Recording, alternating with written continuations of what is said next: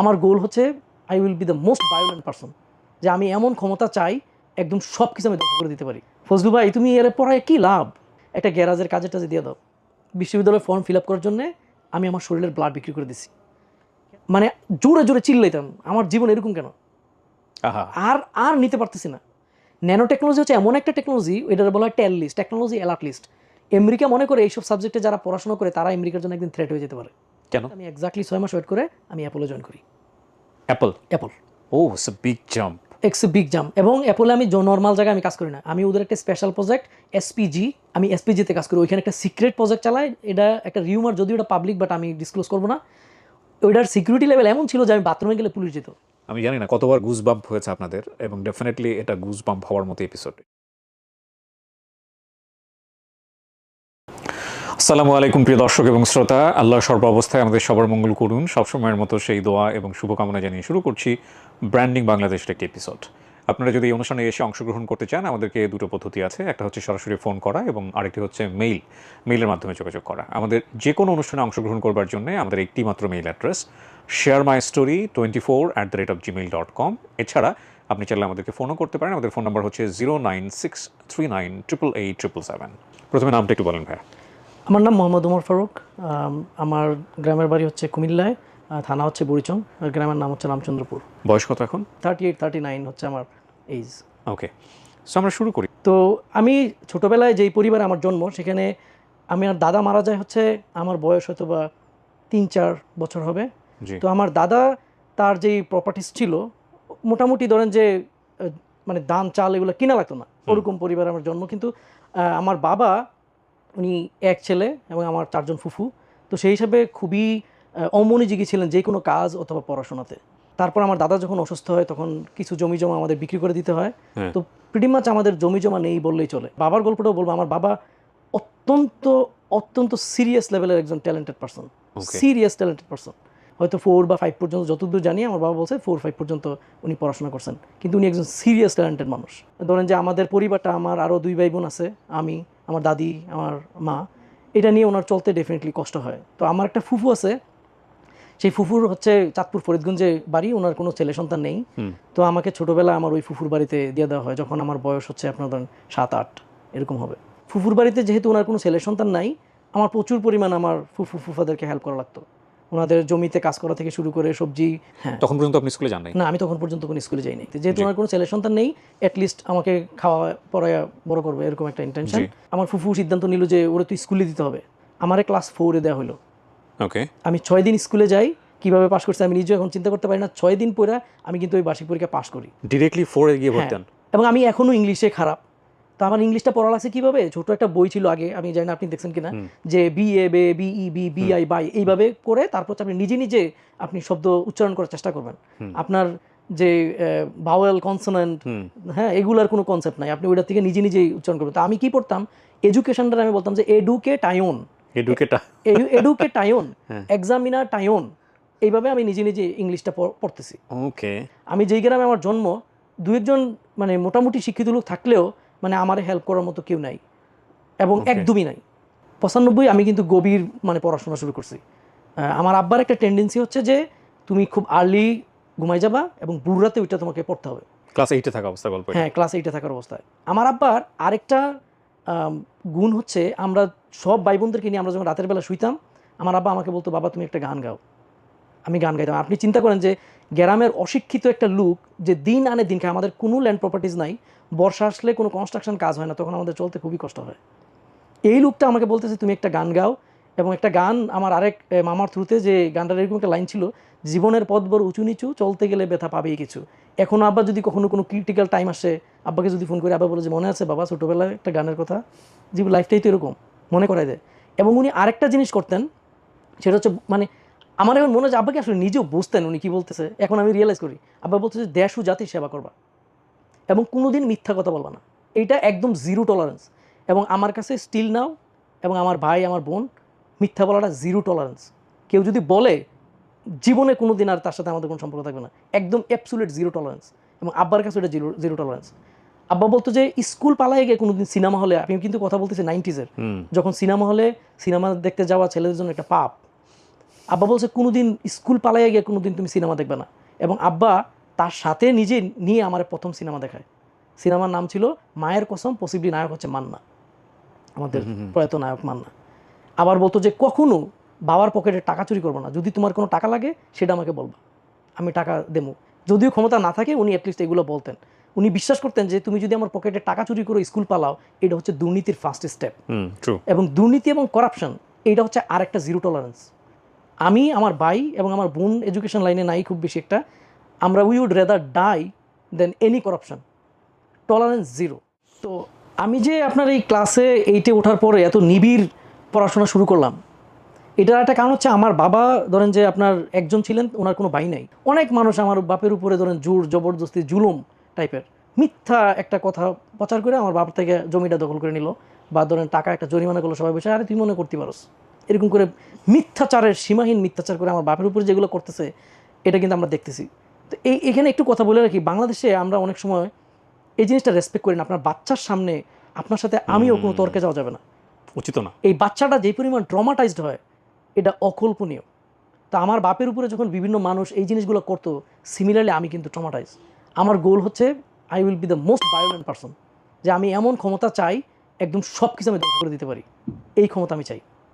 এরকম টাইপের একটা মেন্টালিটি গ্রো করে বাচ্চাদের মধ্যে। এক্স্যাক্টলি। আপনার যদি সময় থাকে আপনার একটা ছবি দেখে নেবেন, ইটালিয়ান একটা মুভি সম্ভবত, এটা সেকেন্ড ওয়ার্ল্ড ওয়ারের উপর নির্মাণ করা হয়েছিল। ছবিটা দেখে নেবেন। মানে জীবনে যদি বলা হয় না যে ইন্টারনেটে লিস্ট করা হয় যে 100টা ছবি যেটা আসলে মৃত্যুর পূর্বে দেখা উচিত, তার মধ্যে এই ছবিটাও একটা। সেটা হচ্ছে বাইসাইকেল থিপ।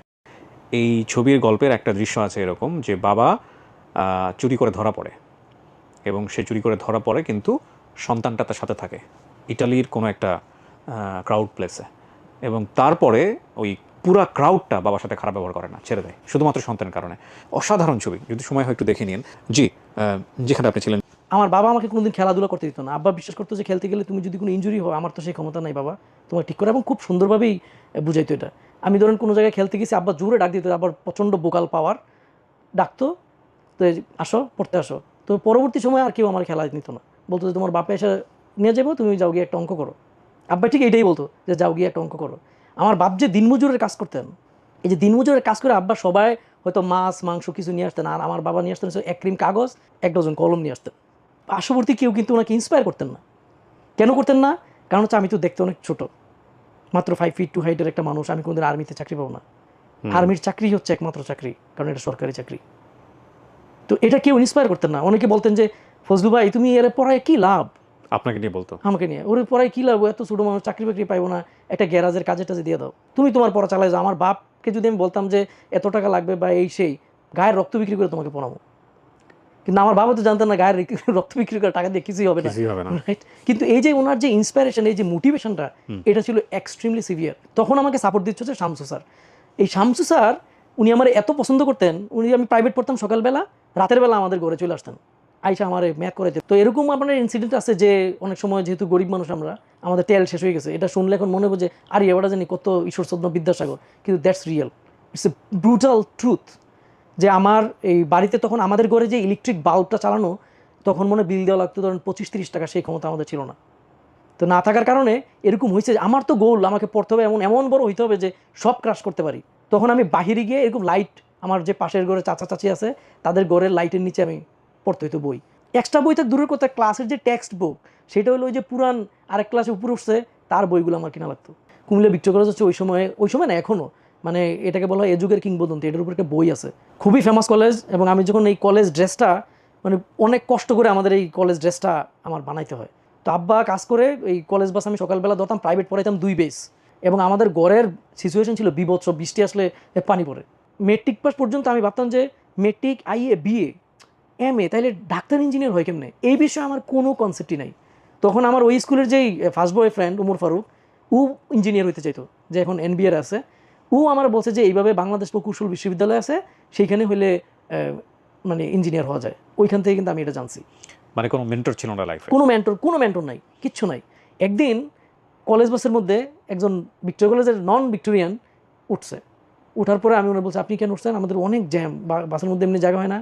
তো উনি খুব রিকোয়েস্ট করে বলতেছে, ওনার নাম হচ্ছে মিশর। এই লোকটার সাথে আমার আর পরে কানেকশনে, যদি উনি আমার পাশের গ্রামে, আমি ট্রেস পাই নাই। তো মিশর উঠছে, আমি বললাম যে আপনি নেমে যেতে হবে। উনি বলে যে ভাই দেখো আমি ডিপ্লোমাতে পড়ি, আমার একটা পরীক্ষা আছে। আমার কাছে ঠিক আছে, পরীক্ষার কথা বলছে। তারপর ওনার সাথে আস্তে আস্তে কথা বলতে বলতে যে আমার তো অনেক কষ্ট হয় গ্রাম থেকে আসতে, তো উনি আমার বলে যে আচ্ছা একটা কাজ করা যায়, একটা মেস লজিংয়ের অপশন আছে। মেস লজিং কী জিনিস, সেটা হচ্ছে আপনি 2 বেলা পড়াবেন, 3 বেলা ওরা খাওয়াইবো। আচ্ছা, আপনি সকালে যাবেন, ওদেরকে পড়াবেন, নাস্তা করবেন, করে আপনি চলে আসবেন, দুপুরবেলা যাবেন খাবেন, রাতের বেলা পড়ায় আসার সময় ডিনার করে আসবেন। আমি ওই মিশরের ধরে শহরে একটা মেস লজিং পেলাম। সবসময় আমাকে একটু ল কোয়ালিটির ফুড দেওয়া হইতো, বুঝছেন, কিন্তু আমারে প্রতি মাসে বাড়ি থেকে দেওয়া হয় হচ্ছে 350 টাকা। 325 টাকা আমার বাসা ভাড়া, আর হচ্ছে 25 টাকা থাকতো। আমি সবসময় দোয়া করতাম আল্লাহ আমি যেন অসুস্থ না হই, কারণ অসুস্থ হলে আমার বিপদ। তো ওইটার মধ্যে কিছু টাকা রিক্সা ভাড়া যেত 5-10 টাকা, আর বাকিটা দিয়ে হচ্ছে সার্ফ এক্সেল কিনতাম কাপড় ধোয়ার জন্য। আর আমার কোনো ক্যাপাবিলিটি আর কিছু নাই।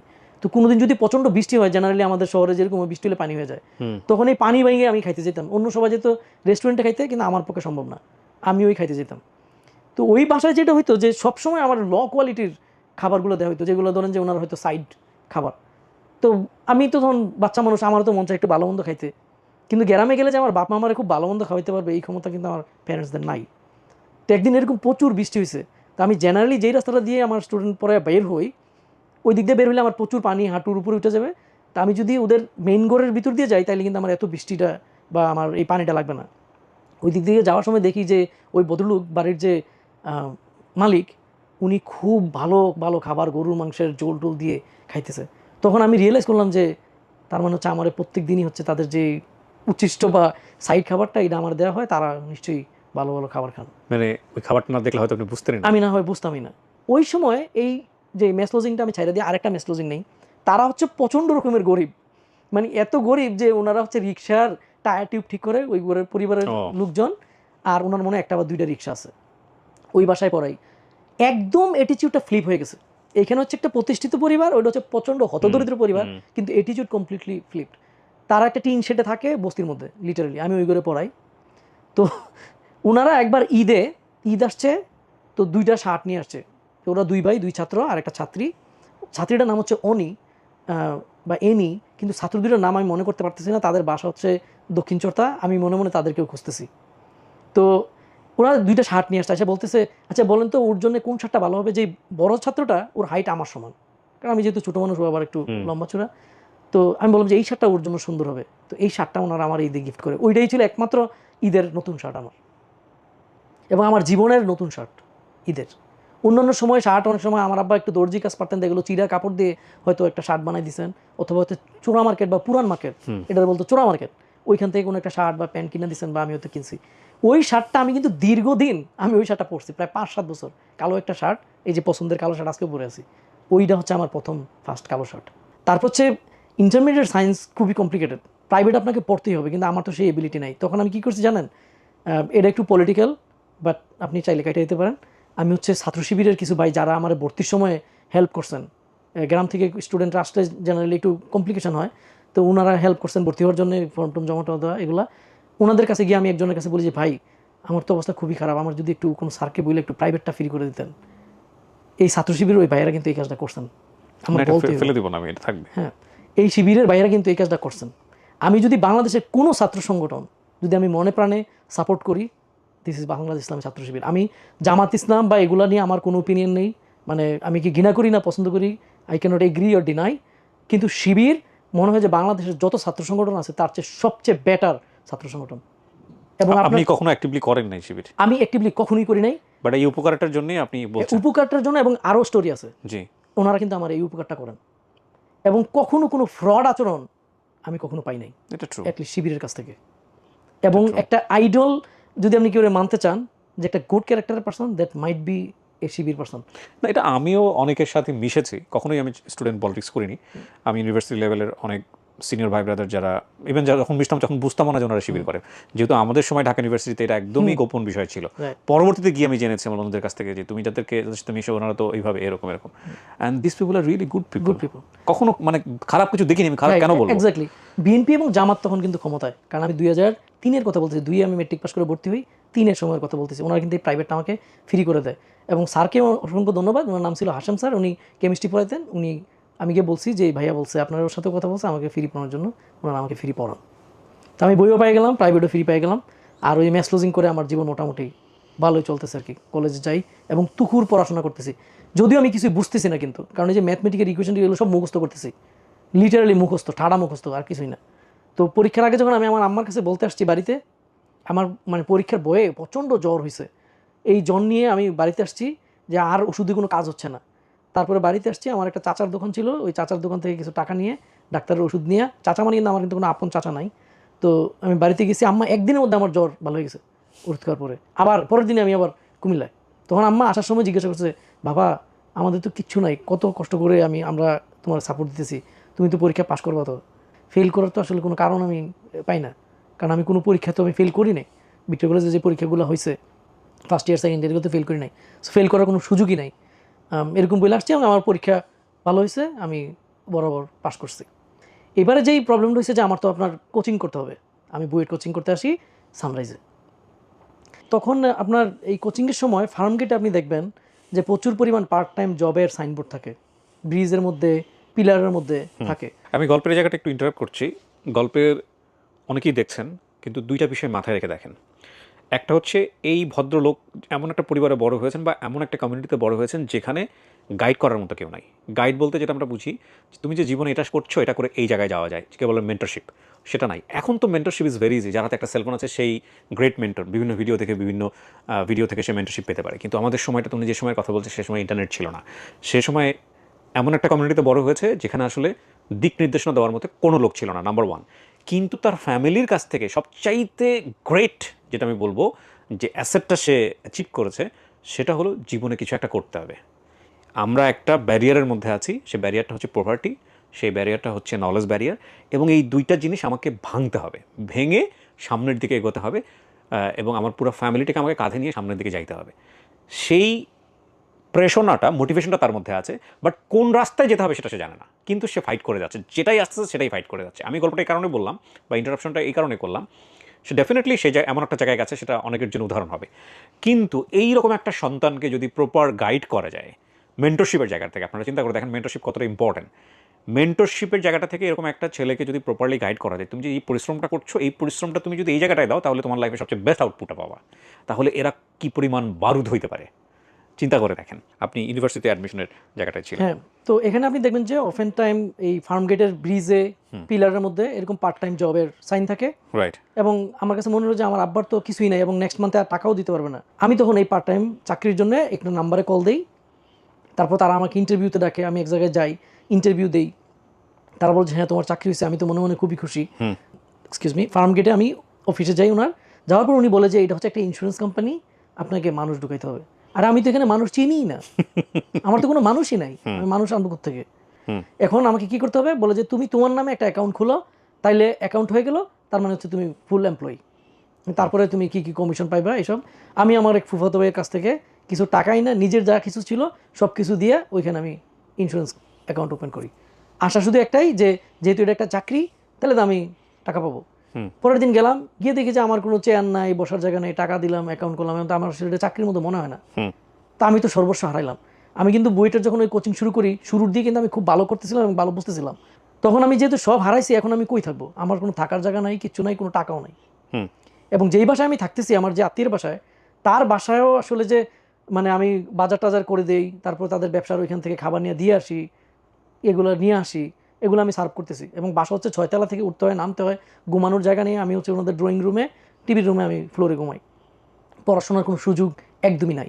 এটা একটা ডিফিকাল্টিস। একবার এক রাতে যেটা হলো যে ওই বাসায় মেহমান আসছে, এখন আমি বাসা থেকে মানে কোচিং শেষ করে একটু সন্ধ্যার সময় আমি ঢুকছি, ঢুকা মাত্রই বলে যে হেই তোমাকে আজকে অন্য জায়গায় থাকতে হবে, কারণ হচ্ছে আমার বাসায় গেস্ট আসছে। এখন এই শহরে কোনো মানুষ আমি চিনি না, কোনো অ্যাড্রেসও আমি জানি না, এখন আমি কোথায় যাবো এই শহরে?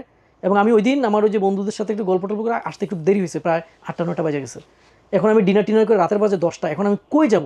কিন্তু আমাকে বাইরে হতে হবে, কারণ ওই বাসায় একজন যে আমার আত্মীয় আছে, উনি প্রচণ্ড রকমের বদমেজাজি এবং সিরিয়াস লেভেলের বদমেজাজি। উনি কারোর সাথে কথা বলে না, সবসময় একটা জিম নিয়ে থাকে এবং সবাই ভয় পায়। তো কাজে এখন আমার তো বাইরে হতে হবে। আমি এখন কই যাবো এত রাতে? তখন আমার বাবার একজন ফুফাতো ভাই থাকতেন উত্তরায়, ওইখানে ওই অ্যাড্রেসটা আমি মেট্রিকের পরে একবার আসছিলাম ওনাদের বাসায় দেখা করার জন্য। এক বন্ধুর সাথে আমি ঢাকায় আইসা আমি ওই বাসায় গেছিলাম। এবং ওই বাসার যে আমার আব্বার যে খালাতো ভাই, ফুফাতো ভাই না সরি, খালাতো ভাই, উনি আমাকে চিনেনও না।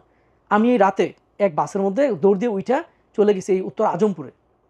আজমপুরে নাইম্মা কি আই কেয়ার সেন্টারের পাশে বাসা এসেই করে আমি ওইখানে গেছি, গিয়ে নক করছি। এবং এখন আমি অবাক হয়ে যাই যে রাতে আমার থাকতে দিছে। আমি তো চোর হইতে পারতাম, তারা চিনে না। এবং আমার বাপের সাথে মানে কয়বার দেখা হয়েছে আমার বাপের খালাতো ভাই, এইটা নিয়েও আমি যথেষ্ট সন্দেহ যে আমি অমুক গ্রামের আপনার এক আত্মীয়ের ছেলে মানে আসছি।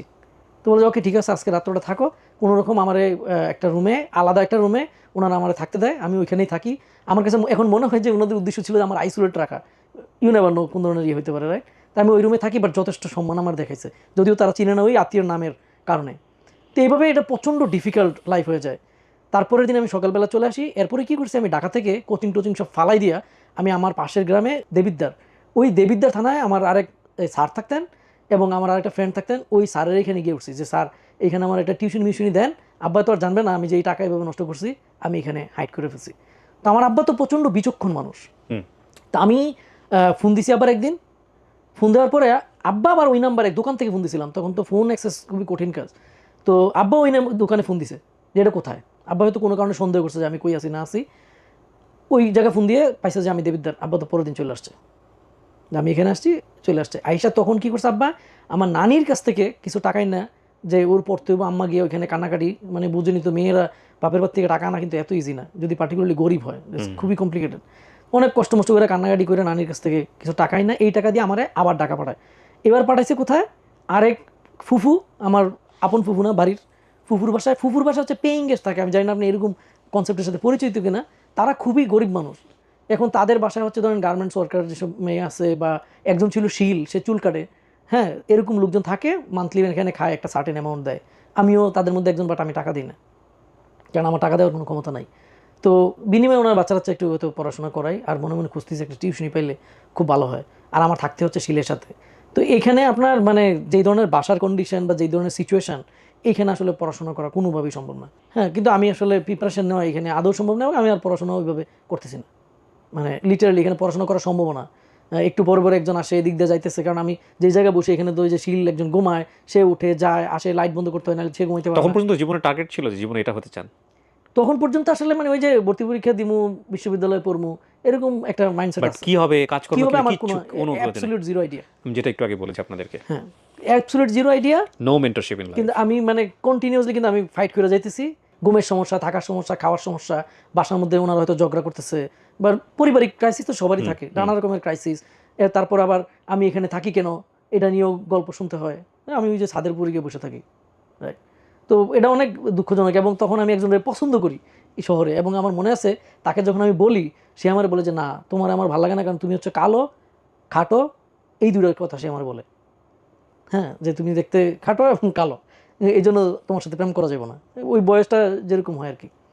তো যাই হোক, এখান থেকে 1-2 মাস পরে আমি আবার যে আমি বাড়িতে গিয়ে মনে হয় যদি পড়ি তাইলে মনে হচ্ছে বেটার হতে পারে, এইখানে সময় নষ্ট না করে। তখন আমি এই কোচিং টোচিং সব ফেলাই দিই। আবার কোচিংয়ে সামান্য কিছু অর্ধেক টাকা দিছিলাম, বাকি টাকার জন্য এসে ধরে, এই মানে একটা অফেন্সিভ সিচুয়েশন হয়। ওরা আবার ক্লাসের মধ্যে এসে নাম ডাকে, যে আছে নাকি পেমেন্ট বাকি অফিসে আসো, এরকম ডাকে। তো এটা একটা অফেন্সিভ সিচুয়েশন না? মানে গরিব হইলেও কিন্তু আপনি তো আপনার গরিব হলে family, গরিবের সমস্যা না, মান সম্মান তো আছে। মান সম্মান তো আছে, তাই না?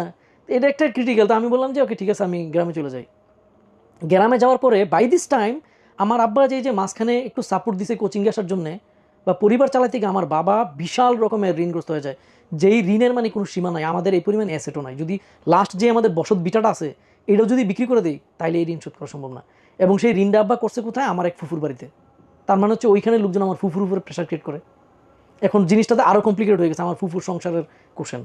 এবং এক পর্যায়ে আমার আব্বা বাড়ি থেকে এই ঋণ শোধ করার জন্য পালায়া যায়, মানে পালানোর মতো, যে এক জায়গায় দূরে কোথাও চলে গেছে, এই চট্টগ্রামে গেছে, গিয়ে আব্বা কাজ করতেছে, বাড়িতে আসে না। কারণ মানুষ আসে ঋণ করার জন্য, এই মানে একজন এসে বলে টিন খুলে নিয়ে যাবো, একজন এসে বলে যে বাড়ি এটা লয়ে যাবো, হ্যাঁ, আমাদের গাছ কেটে নিয়ে গেছে, যে গাছটার দাম আছে তাও নিয়ে যাও। মানে এত বাজে সিচুয়েশন। আপনার জুনিয়র যারা ছিল ভাই বোন, ওরা কি পড়াশোনা করতে ওই সময়টাতে নাকি ওদের পড়াশোনা বন্ধ? আমার যে ইমিডিয়েট যে বোনটা, সেই বোনটা হচ্ছে ওই ফুফুর, যেখানে আমি ছিলাম আমার ফুফুর বাড়িতে চলে যায়। আমার বোনও কিন্তু একই রকম পটেনশিয়াল, কিন্তু আনফর্চুনেটলি আমার ফুফু অনেক রিলিজিয়াস, স্কুলিং ওনার এটা খুব বেশি একটা সাপোর্টিভ করে না, মানে খুবই কট্টর রিলিজিয়াস আর কি, যার কারণে আমার বোনটা কিন্তু ওইভাবে খুব বেশি পড়াশোনা করতে পারে নাই। তো আমি বাড়িতে চলে গেলাম, আমার আব্বা হচ্ছে ঋণ করে এভাবে দূরে চলে গেল, আমরা একটা বিশাল ক্রাইসিস সিচুয়েশনে পড়ে গেলাম। এবং বিশ্ববিদ্যালয়ের ফর্ম উঠানোর সময় হলো, আপনি তো একটা রুয়েটের বিশ্ববিদ্যালয়ের ফর্ম ফিল আপ করার জন্য আমি আমার শরীরের ব্লাড বিক্রি করে দিছি। কেন বিক্রি করলাম? সকালবেলা আমি ভাবছি যে আমার চাচার দোকান থেকে কিছু টাকা ধার নেওয়ার পরে হচ্ছে এটা দিয়ে ফর্মটা কিনতে হবে, কারণ টাইম তো আর নাই।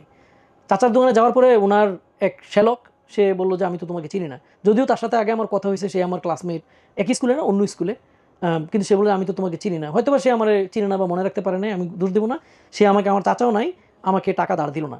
তখন আমি কুমিল্লা শহরে ওই কলেজ বাসে গেছি, গিয়ে নাইম্যা হাইটা ওই ব্লাড ব্যাংকে, আমাদের গ্রামের এক লোক কাজ করতো, ওইটা আমি চিনতাম শহরে, ওই ব্লাড ব্যাংকে গেছি।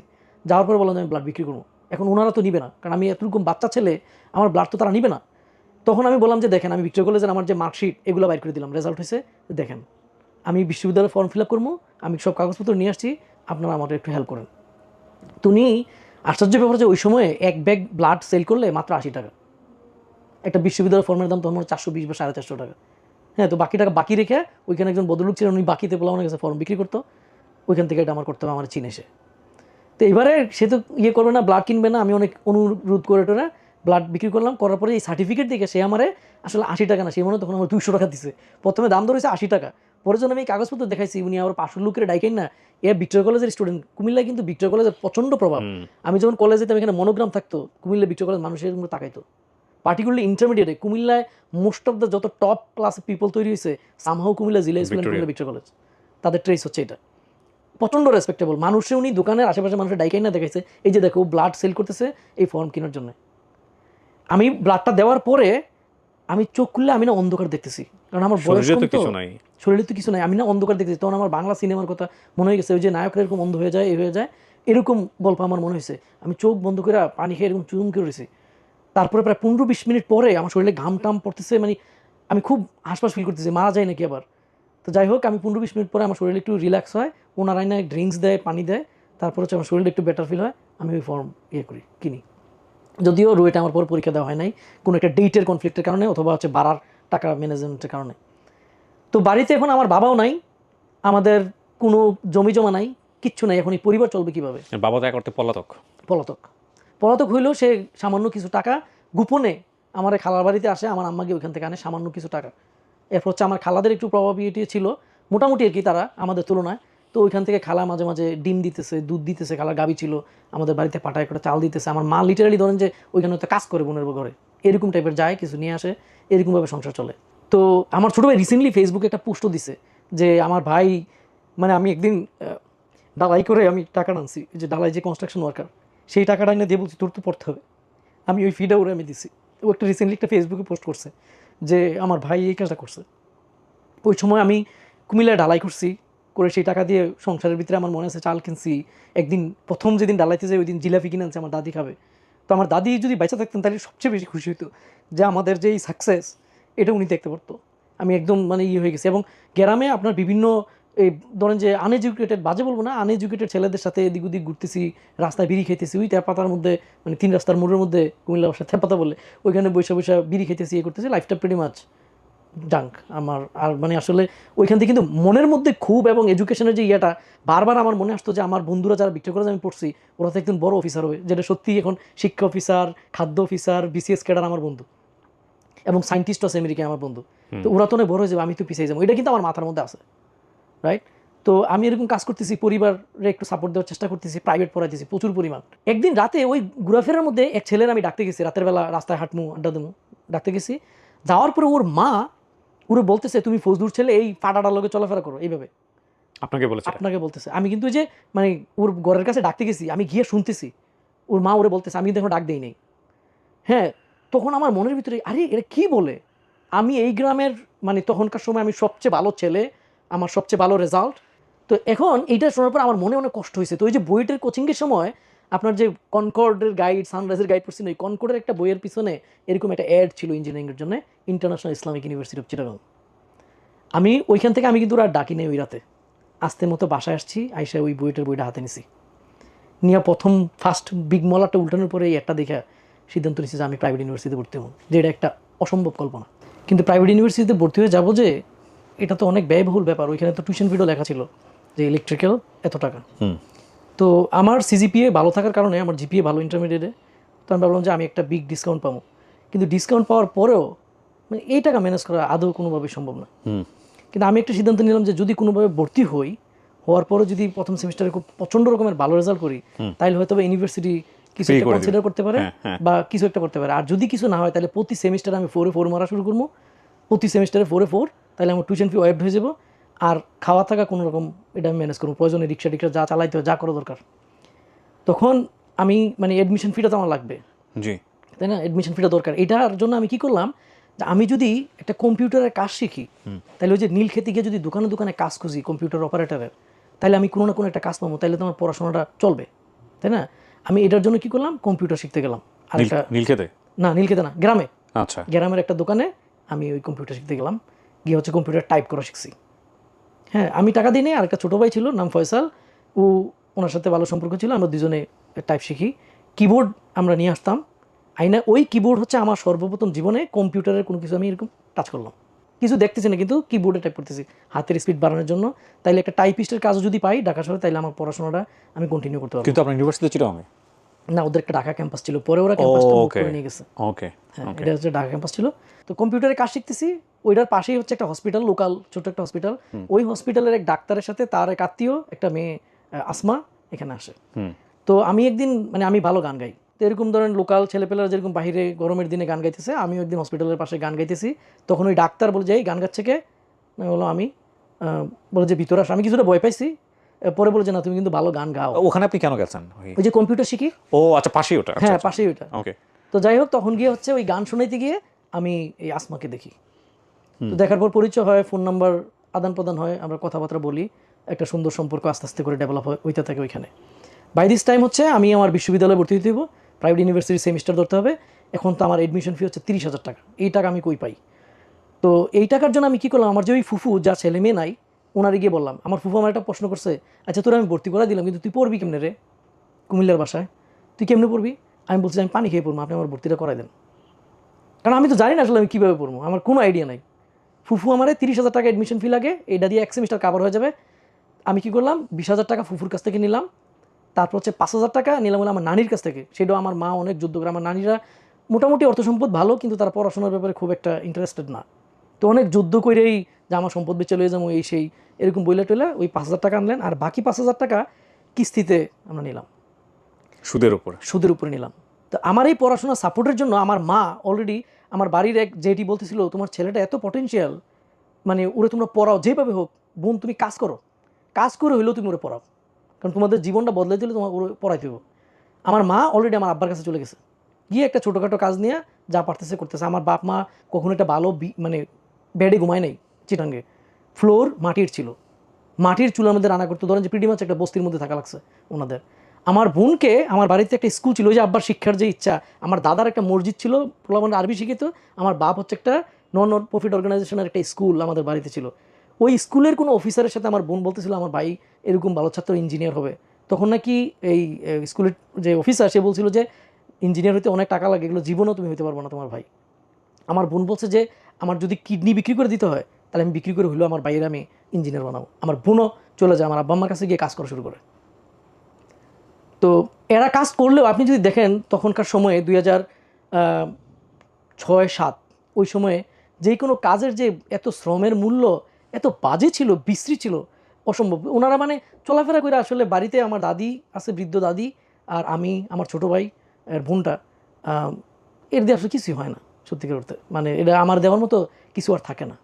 তো যাই হোক, তারপরে হচ্ছে ওই 5,000 টাকা একটা মাইক্রো ফাইন্যান্স ব্যাংক থেকে, পসিবলি গ্রামীণ ব্যাংক অথবা আশা ব্যাংক, ওইখান থেকে 5,000 টাকা নিয়ে আমার 30,000 টাকা দিয়ে ঢাকা শহর পাঠায়। তো অনেক মানুষ এই আমাদের যে কারেন্ট চিফ অ্যাডভাইজার ওনারে সুৎখুর বলেন, এই বলে সেই বলে অনেক কিছুই বলে, অনেক রকমের ধারণা, কিন্তু ওনার যে সোশ্যাল কন্ট্রিবিউশন, যারা রুরাল এরিয়াতে থাকে না বা জানে না, তারা এটা নিয়ে কথা বলা, কমেন্টস করা উচিত না। I am one of the product, যে ব্যাংকের লোন নিয়ে আমি পড়াশোনা করছি, এবং কত মানুষের সাক্ষরতা, তারপর হচ্ছে আমাদের যে পয়েন্ট নিষ্কাশনের ব্যবস্থা, সুয়ারেজ সিস্টেম, মানুষকে সাইন দেওয়ার শেখানো। আর মেয়েরা তো ভাই কোনো মানুষই ছিল না, মানুষ দেখলে ভয় পাইতো, মুখে কাপড় দিয়ে রাখতো, কীভাবে কথা বলতে হয়, সাইন করতে, এগুলো কিন্তু এই ছোটো ছোটো অর্গানাইজেশন, এই ছোটো ছোটো ব্যাংকগুলো শিখাইছে। যাই হোক, দিন শেষে কি পাইছে উপাধি? সুৎখোর। এবং এটা যে আমি যখন এই ডক্টর ইউনূস এই ক্ষমতায় নেয় আর কি হাসিনার পতনের পরে আমি একটা ভিডিও বানাইছিলাম। শুধু সুদক্ষণ না, রক্তচোষা। উনি নিজের মুখেও বলছে কিন্তু এই কথাটা, যে আমাকে বলে রক্তচোষা সুদ। আমি ওই সময় একটা ভিডিও বানাইছিলাম আমার ফেসবুকে, যে যারা এইসব কথা বলে মানে ওদের কোনো বেইজই নেই, they don't even understand anything. সোসাইটিটা কেমন ছিল, কেমন স্যানিটারি সিস্টেম ছিল আমাদের, আর মহিলারা তো কোনো মানুষই না। এদেরকে যে মানুষের রূপ দেওয়া, মানুষের সাথে কথা বলতে হয়, একটা সিগনেচার ছাড়া কোনো কথা ছিল না। সিগনেচার শিখিতে এগুলো সব এই নন প্রফিট অর্গানাইজেশনগুলো করাইছে। গ্রামীণ ব্যাংক মানুষের সালাম দিতে হয় কীভাবে এটা পর্যন্ত শিখাইছে। তো যাই হোক, ওইখান থেকে টাকা নিয়ে আমি ঢাকায় আসি। আর আমার হাতে একটা সিটি সেলের যে প্রাইভেট টাইভেট পড়াইছি, আব্বাই কিছু টাকা দিচ্ছে, তখন সিটি সেলের কম দামে একটা ফোন পাওয়া যেত। হ্যাঁ, পুরো ফোনটা ওরা দিয়ে দিত সিম সহকারে। আমি ওইরকম একটা, আমার হাতে একটা ফোন ছিল। এটাও আমার ওই যে দাদির কাছে টাকা পাঠাইছে, ওইখান থেকে কিছু টাকা দিয়ে এই ফোনটা আমি কিনছি, আর আমার প্রাইভেটের টাকা মিলাইয়া, যে ফোনটা আমার দরকার, কারণ হচ্ছে আব্বা ফোন টোন করে ওই আরেক বয়সে যাইতে হয়। এই ফোনটা আমি 800 টাকা আমাদের এলাকার এক হুজুরের কাছে, একটা এতিমখানার এক হুজুর, তার কাছে বিক্রি করে দিই 800 টাকা, আর 30,000 টাকা ভর্তি দিয়ে আমি ঢাকা চলে আসি। আইসা উঠি হচ্ছে আমার এলাকার আরেকটা মোবারক চাচা, উনি হচ্ছে একটা মানে কোম্পানিতে চাকরি করে, যা কোনো ক্যারিয়ারের ডিটেলস আমি না বলি, কারণ আমি জানি না এটা কীভাবে নিবে। তো উনি একটা জায়গায় চাকরি করে, তো উনি আইসা আমার একটা লোকেশন ঠিক করে দেয়, 12 জন ড্রাইভারের সাথে আমার থাকতে হবে। ওনারা লিটারেলি ফ্লোরের মধ্যে এইভাবে জেলখানার মতো যার যে বিছানা টান দিয়ে ঘুমায়, যে প্রাইভেট কার চালায়, ডিউটি শেষ করে এসে ঘুমায়, আমি ওইখানে এসে উঠছি। তো এখন ধরেন যে মানে একদম হতদরিদ্র, আমি কিন্তু একটা বাঁশের চৌকির মধ্যে, বাঁশ, কারণ আমাদের কাঠের চৌকি নেই, একটা বাঁশ দিয়ে নিচে পায়া ছিল, ওরকম এর মধ্যে আমি ঘুমাই অভ্যস্ত। এইখানে এসে আমার কিন্তু আর ঘুমের জায়গাটা আর রইল না, আমার আর ঘুমের জায়গা নেই। এখন ওইখানে আমার আসলে ঘুম আসে না। আমি কি করি, সারা রাত্র বসে বসে হচ্ছে ইলেকট্রিক সার্কিট 1-এর যেসব ডিসি সার্কিটের ওইগুলো আমি সমাধান করি। পুরা বই আমার পড়া শুরু করছি, মানে ভর্তি হয়ে গেছে? ভর্তি হয়ে গেছি। আইসা ঢাকা এখানে উঠছি। কোন সাবজেক্টে ভর্তি হলেন? Electrical, triple E, electrical and electronic engineering. কতর ব্যাচ আপনি? 2000? আমি হচ্ছে 2006 দিকে শুরু করছি, শেষের আর কি, শেষের দিকে। ওকে। তো এটা হচ্ছে ইলেকট্রিক্যাল ডিপার্টমেন্টের সেকেন্ড ব্যাচ, আইইউসি ঢাকা ক্যাম্পাসের। আচ্ছা, পড়া শুরু করলাম। এখন এই থাকার সমস্যা, ওনারা হচ্ছে সারা রাত ঘুমায়, আমি হচ্ছে সারা রাত পড়ি। ওনারা যখন চলে যায় সকালবেলা আমি সুযোগ পেলে একটু ঘুমাই নেই। আর খাবার দাবার আমার কোনো খাবার নাই, প্রিটি মাচ কোনো ফুড নাই। আমি হচ্ছে যে দুধ কিনি, এটা ধরেন যে 2-3বারে ভাতের সাথে মিশাইয়া কোনো রকমে খাইতেছি। তো তখন আমার একটা বন্ধুর সাথে পরিচয়, যে বন্ধুটা আসলে আপনার স্টুডিওতে আসছে, এর নাম হচ্ছে মাহবুবুজ্জামান মানিক। এই আসলে এখন আর বন্ধুর লেভেলে নাই, ইজ বিয়ন্ড ফ্রেন্ড। তো তখন হচ্ছে ওর ফ্যামিলি বা ও যাদের সাথে থাকে তাদের ফ্যামিলিটা একটু ভালো। তো ওর মিল সবাই যখন খাওয়া শেষ হয়ে যেত, ওই মিল আমি শেয়ার করে ওর সাথে খেতাম। কত যে খাইছি এটার কোনো হিসাব নেই। কোন এপিসোডে আসছে মানে প্রচার হয়েছে? নিচে আসছে। ও আচ্ছা আচ্ছা, এখন বসে আছে। এখন বসে আছে। আচ্ছা আচ্ছা, ওকে ফাইন। হ্যাঁ হ্যাঁ। তো এই মানিকের প্রচুর মিল আমি খাইছি। মানে মিলটা শেষে আমরা দুজনে ভাগ করে খাইতাম। আরাফাত, তারপর হচ্ছে আপনার সিরাজ, মিল্লাত, এদের বাসায় আমি খাইতাম। বিকালবেলা হইলেই সারাদিন কিন্তু আমার কোনো খাওয়া নাই। খাওয়া বলতে কি, যে ডাল দিয়ে খাইলে কোনো মিল উঠতো না, এরকম একটা আমাদের মেসে একটা রুলস করছে। আমি করতাম কি, ডাল দিয়ে খাইতাম, তাহলে আমার মিল ওঠে না, রাইট। বিকালবেলা হলে আরাফাতের ফোন দিতাম, বাসায় আসি। বাসায় গেলে ওই একটু দেরি হইতো, গল্প করতে করতে, এরে তোর জন্য মিল দিয়ে দিন দে, খাইতাম। কিন্তু আসলে কিন্তু আমি ওই যে দরিদ্রতার যে সিচুয়েশন, ওইটা কিন্তু আমি পাস পেরে যেতেছি এদিক দিয়ে, কারণ আমার তো টাকা নাই, জন্ডিস হয়ে গেছিলো আমার। আমি উপরতলা যদি ক্লাস আমি উঠতে পারতাম না, আমার বন্ধুদের পিছনে বেল্টে ধরে রাখতাম, আমার টাইনে ওঠা। এত অবস্থা খারাপ? এত খারাপ অবস্থা। কিন্তু আমি পড়াশোনা কিন্তু বন্ধ করতেছি না, হাইয়েস্ট মার্ক পাইতেছি সাবজেক্টগুলোতে। এবং বুয়েটের একজন টিচার, সে ক্লাস এসে নাকি বলতো যে এই আতেলটা কই, এরকম টাইপের, মানে খুবই ফোকাসড, কোশ্চেন করতেছি ক্লাসে, খুবই এনগেজ। কারণ আমার তো যে সিজিপিএ 4/4 মারতে হবে, নাহলে তো আমার কোনো উপায় নাই। হ্যাঁ, বেশি বেশি কোশ্চেন করলে লোকজন আতেল বলে, রাইট ক্লাসে। তো আমি অনেক কোশ্চেন করতাম, তো কাজে আমার আতেল বলতো। কিন্তু আমি কিন্তু ওই ক্লাসে হাইয়েস্ট মার্ক আমি পেয়েছি, 98 পেয়েছিলাম পসিবলি 100-এর মধ্যে। উনি কিন্তু খুবই ফেমাস একজন electrical professor, Shahidul Hasan sir. যাই হোক, তো এরকম ডিফিকাল্ট টাইম। তো আমার বাড়িতে গেলে আমাকে আমার বাসা ভাড়া 450 টাকা, আমার দিতে 800 টাকা। আমি খামু কি ঢাকা শহরে, আমি বাসমু কীভাবে? আমি যখন বাড়ি থেকে আসতাম আমাদের একটা বাসমুড়ার ভিতর দিয়ে, মানে জোরে জোরে চিল্লাইতাম, আমার জীবন এরকম কেন, আর নিতে পারতেছি না। রিক্সায় উঠলে রিক্সাওয়ালাদেরকে জিজ্ঞাসা করতাম, আপনি কোথেকে রিক্সা আনেন, খুব ভদ্র ভাষায়, মনে হয় যে আমি ওনাদের সাথে পরিচয় হচ্ছি, জানতে চাচ্ছি ওনাদের লাইফ। কিন্তু আমি আসলে আমার নিজের জীবনের সন্ধান খুঁজতেছি। মানে চিন্তা করতেন যে রিক্সা চালাবেন কিনা, রিক্সা চালাবো কিনা। কাগজ, রাস্তায় কাগজ পুরে থাকে না, অনেক সময় পোলানের পকেটে পুরে যায় বা খাতা থেকে পুরে যায়, ওই কাগজ আমি নিয়ে নিতাম টোকায়। ওই কাগজের মধ্যে প্রথমে পেন্সিল দিয়ে লিখতাম, এর উপরে কলম দিয়ে লিখতাম। কলম পুরে যেত, ওই কলম আমি নিয়ে নিতাম, মানে পাইলে যা পাই আমি টোকাই লই নিতাম ব্যাগের মধ্যে, ওটার উপর দিয়ে চালাইতাম। আমার কিছু করার নেই। আর মনে মনে ভাবতাম, আল্লাহ আমার যদি একটা টিউশন হইতো। কিন্তু আমি দেখতে এত শুকনা, বাংলাদেশে কিন্তু মানুষের একটা ইয়ে আছে যে টিচার তো একটু টিচারের মতো লাগতে হয়। আমার তো টিচারের মতো লাগে না ভাই, আমার কেউ টিউশন দিত না, আমার কোনো টিউশনই নাই। এরকম সিচুয়েশানে আমার আসলে মানে আমার আর কোনো রাস্তা আমি খুঁজে পাইতেছি না। তখন ওই যে একটা মেয়ের সাথে আমার কথা হচ্ছে, কমিউনিকেশন হচ্ছে। একদিন এরকম বাড়িতে গেছি, ওর সাথে আমার একটা হালকা ঝগড়া হয়। ঝগড়া হওয়ার পরে ও মানে বেহুশ হয়ে যায়, পড়ে যায়। আমি জানি না এটা কি আমার কারণে ট্রিগার হয়েছে নাকি অন্য কোনো কারণে, আমার কোনো আইডিয়া নাই। সে পড়ে যায়। পড়ে যাওয়ার পরে তার হিস্টেরিয়া দেখা দেয়। এটা কীরকম যে সে প্রথমে বেহুশ হবে, জ্ঞান ফেরার পরে সে আর কেউকে চিনে না, এবং সে ভায়োলেন্ট কিছু অ্যাক্টিভিটিস করতে পারে, যেমন মুভিং ফ্যানিকে ধরে ফেলাইতে পারে, এরকম টাইপের একটা সিমটম। প্রথম যখন এটা হয় তখন সে কাউকেই চিনে না। তো একটা মেয়ে যদি কাউকে না চিনে, তার বাবা মার টেনশনের সিচুয়েশনটাকে একবার চিন্তা করেন। তার মা এটা দেখে ওনার প্রেশার বাইরা বমি হয়, বমি উনি স্ট্রোক করে। Within 2-3 days। আমি মাত্র কুমিল্লা থেকে ওর সাথে দেখা করে আমি ঢাকা আসছি, আইসা একদিন গেছে ফোন দিছি, বলে যে এরকম আসমা আপা অসুস্থ, ওনার আম্মা স্ট্রোক করছে। আসমা আপা অসুস্থ বলছে সকালে, বিকালবেলা সে ফোন দিছি, বলে যে ওনার আম্মা স্ট্রোক করছে, ঢাকা নিয়ে যেতেছে। ওই আসমা যার সঙ্গে পরিচয় হয়েছে আপনার? হ্যাঁ, পরিচয় হয়েছে মেডিকেলে, হসপিটাল, হ্যাঁ, কম্পিউটার শেখার সময়।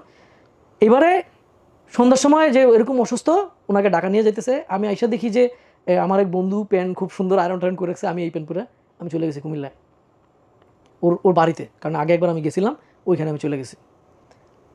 বাই দিস টাইম শাসনগাছা নামার পর আমি যখন ফোন দিছি, অনেক রাত্র হয়ে গেছে, অলরেডি তার মা মারা গেছেন।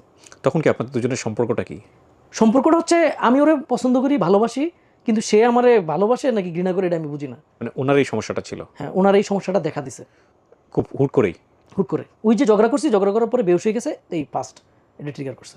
ওকে। হ্যাঁ, তখন হচ্ছে ফার্স্ট এই জিনিসটা তার মধ্যে দেখা দেয় যে তার মা বাপ কেউরে চিনে না, এবং তার মা এটা দিকে প্রেশার হয়ে স্ট্রোক করে ওই দিনই মারা যায়, একদিনের মধ্যে। আমি রাত্রে গেছি 2টা-3টার সময়, ওর মা এই জ্যামের কারণে হসপিটাল পর্যন্ত আনতে পারেনি, রাস্তায় মারা গেছে। তো এখান থেকে ব্যাক করে ওইখানে নিয়ে যায়। পরের দিন ওর মারে মাটি দিবে, আমি ওর কাছে গেছি, হাত একদম বরফের মতো ঠান্ডা। হ্যাঁ, আমি বলতেছি তুমি আমার সাথে ঢাকা যাবে? সে বলে যে হ্যাঁ যাবো।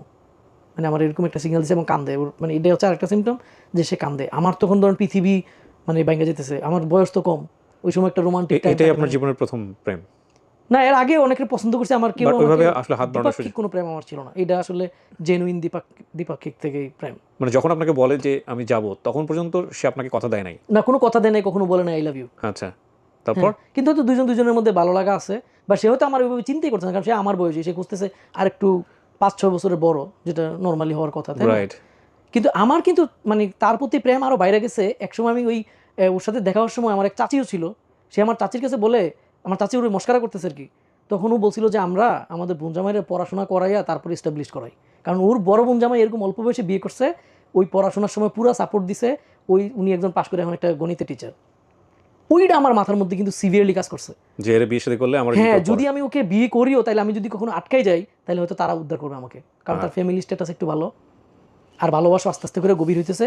তখন ওই যে বাংলা সিনেমা দেখছি, ওই সিনেমা দেখে আমি সিনেমার নায়ক হইতে গিয়া আমি বলছি যে আমি বিয়ে করবো স্ট্রেইট, ওদের ফ্যামিলির বলছি। তখন ওর বড় বোন জামাই খুবই খুবই সম্মানী মানুষ, ওনার নাম হচ্ছে পলাশ ভাই, আমার নদীর পাড়ে হাঁটতে নিয়ে গেছে, নিয়ে জিজ্ঞাসা করছে যে তুমি কেমন পরিবারের, কী আসবে, আমরা তো কিছু জানি না ভাই, তুমি বিএসসি ইঞ্জিনিয়ারিং পড়তেছো ইলেকট্রিক্যালে, এইটা একটা বিগ ফ্যাক্টর, এবং তোমার ব্যাকগ্রাউন্ড তুমি ভিক্টোরিয়া কলেজ থেকে পড়াশোনা করছো, এটা আর একটা বিগ ফ্যাক্টর। তুমি আর যদি বিয়ে করতে, তোমার জীবন কিন্তু একদম বিপন্ন হবে, কারণ আমরা তো জানি না সে সুস্থ হবে কি হবে না। কত সালের গল্প এটা? এটা 2007-এর গল্প। ওকে। সে সুস্থ হবে কি হবে না আমরা জানি না, তোমার জীবন কিন্তু একদম নষ্ট হয়ে যাবে, তুমি কি এই কাজ করবা? উনি আমার বুঝেছে, আমি বলছি আমি কইলাম। আমার কিন্তু অন্য কোনো সেন্স নাই, আমার শুধু সিনেমার নায়ক হইতে চাই, মহানায়ক, বুঝছেন? তো আমি বলি যে না, আমি বিয়ে করবো। ফ্যামিলির কথাও চিন্তা করেন নাই? কিচ্ছু চিন্তা করি নাই, শুধু সিনেমা যদি কেউ সামান্য পরিমাণ এফেক্ট করে থাকে, এটা আমি।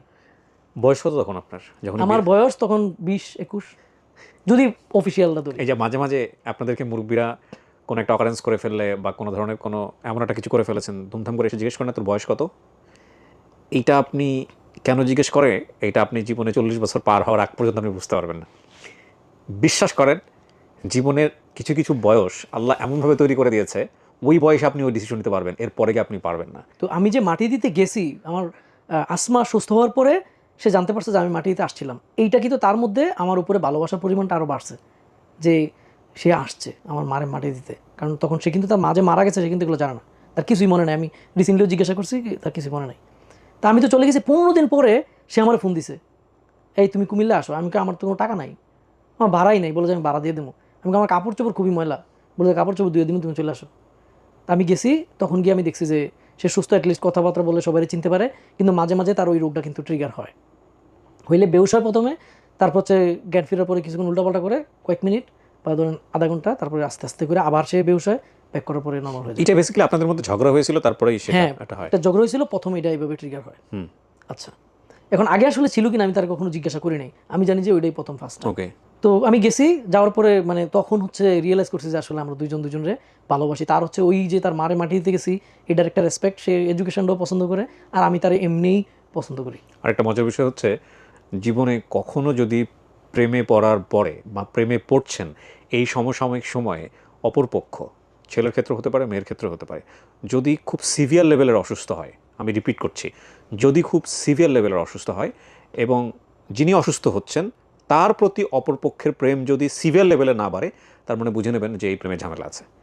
আর যদি অসুস্থ হওয়ার পরে দেখেন যে প্রেম আগে যেটা ছিল তার চেয়ে আরও বেশি বেড়েছে, তাহলে প্রেমটা রিয়েল, এটা একদম নিশ্চিতভাবে ধরে নেবেন। হ্যাঁ, তো আমার হচ্ছে এই প্রেমটা সিভিয়ার লেভেলের আরও বাইরে যায়। তারপরে আমি আস্তে আস্তে আমার পরিবারে একটু জানাই, বা জানানোর পরে মানে তারা এগুলো ইগনোর করছে আর কি।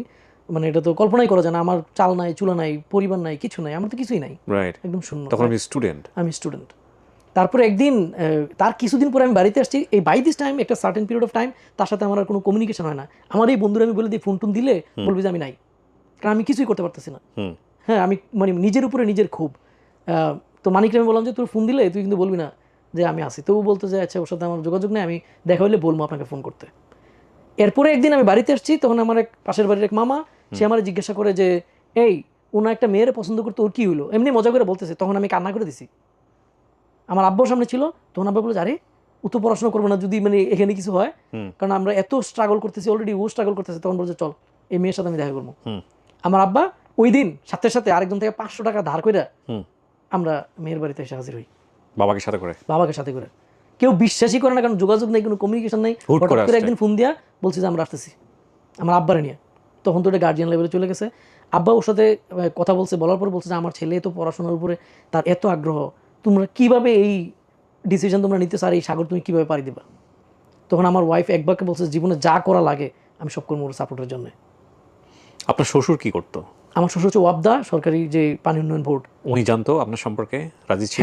পরে যখন আমার ওয়াইফ এগুলো ডিটেলস বলছে, ও এরকম শিক্ষা দীক্ষা ভালো, এবং আব্বা যে যায়, যাওয়ার পরে কথা বলে যে আপনারা আসেন আমাদের বাড়ি দেখে যান। তারপরে বাড়িতে আসে, তখন আমার এক চাচা বলে আপনারা যে এই ছেলেটার কাছে বিয়ে দিবেন, কী কারণে দিবেন। আমার শ্বশুর একটা কথা বলে যে এ সাবেক ভিক্টোরিয়া কলেজের স্টুডেন্ট, এটাই আমার জন্য এনাফ। মানে এরকম লেভেলের ফেইথ এবং রেসপেক্ট এই কলেজটার। ভেরি গুড, বুঝছেন। তখন সামহাউ আমাদের বাড়িঘরের অবস্থা এমন, বাঁশের চকি, একটা আলনা এত বিভৎস রকমের ভাঙা, আমরা শাড়ি দিয়ে ডাইকে রাখি, ওরা দেখতে আসছে, বুঝতে পারছেন।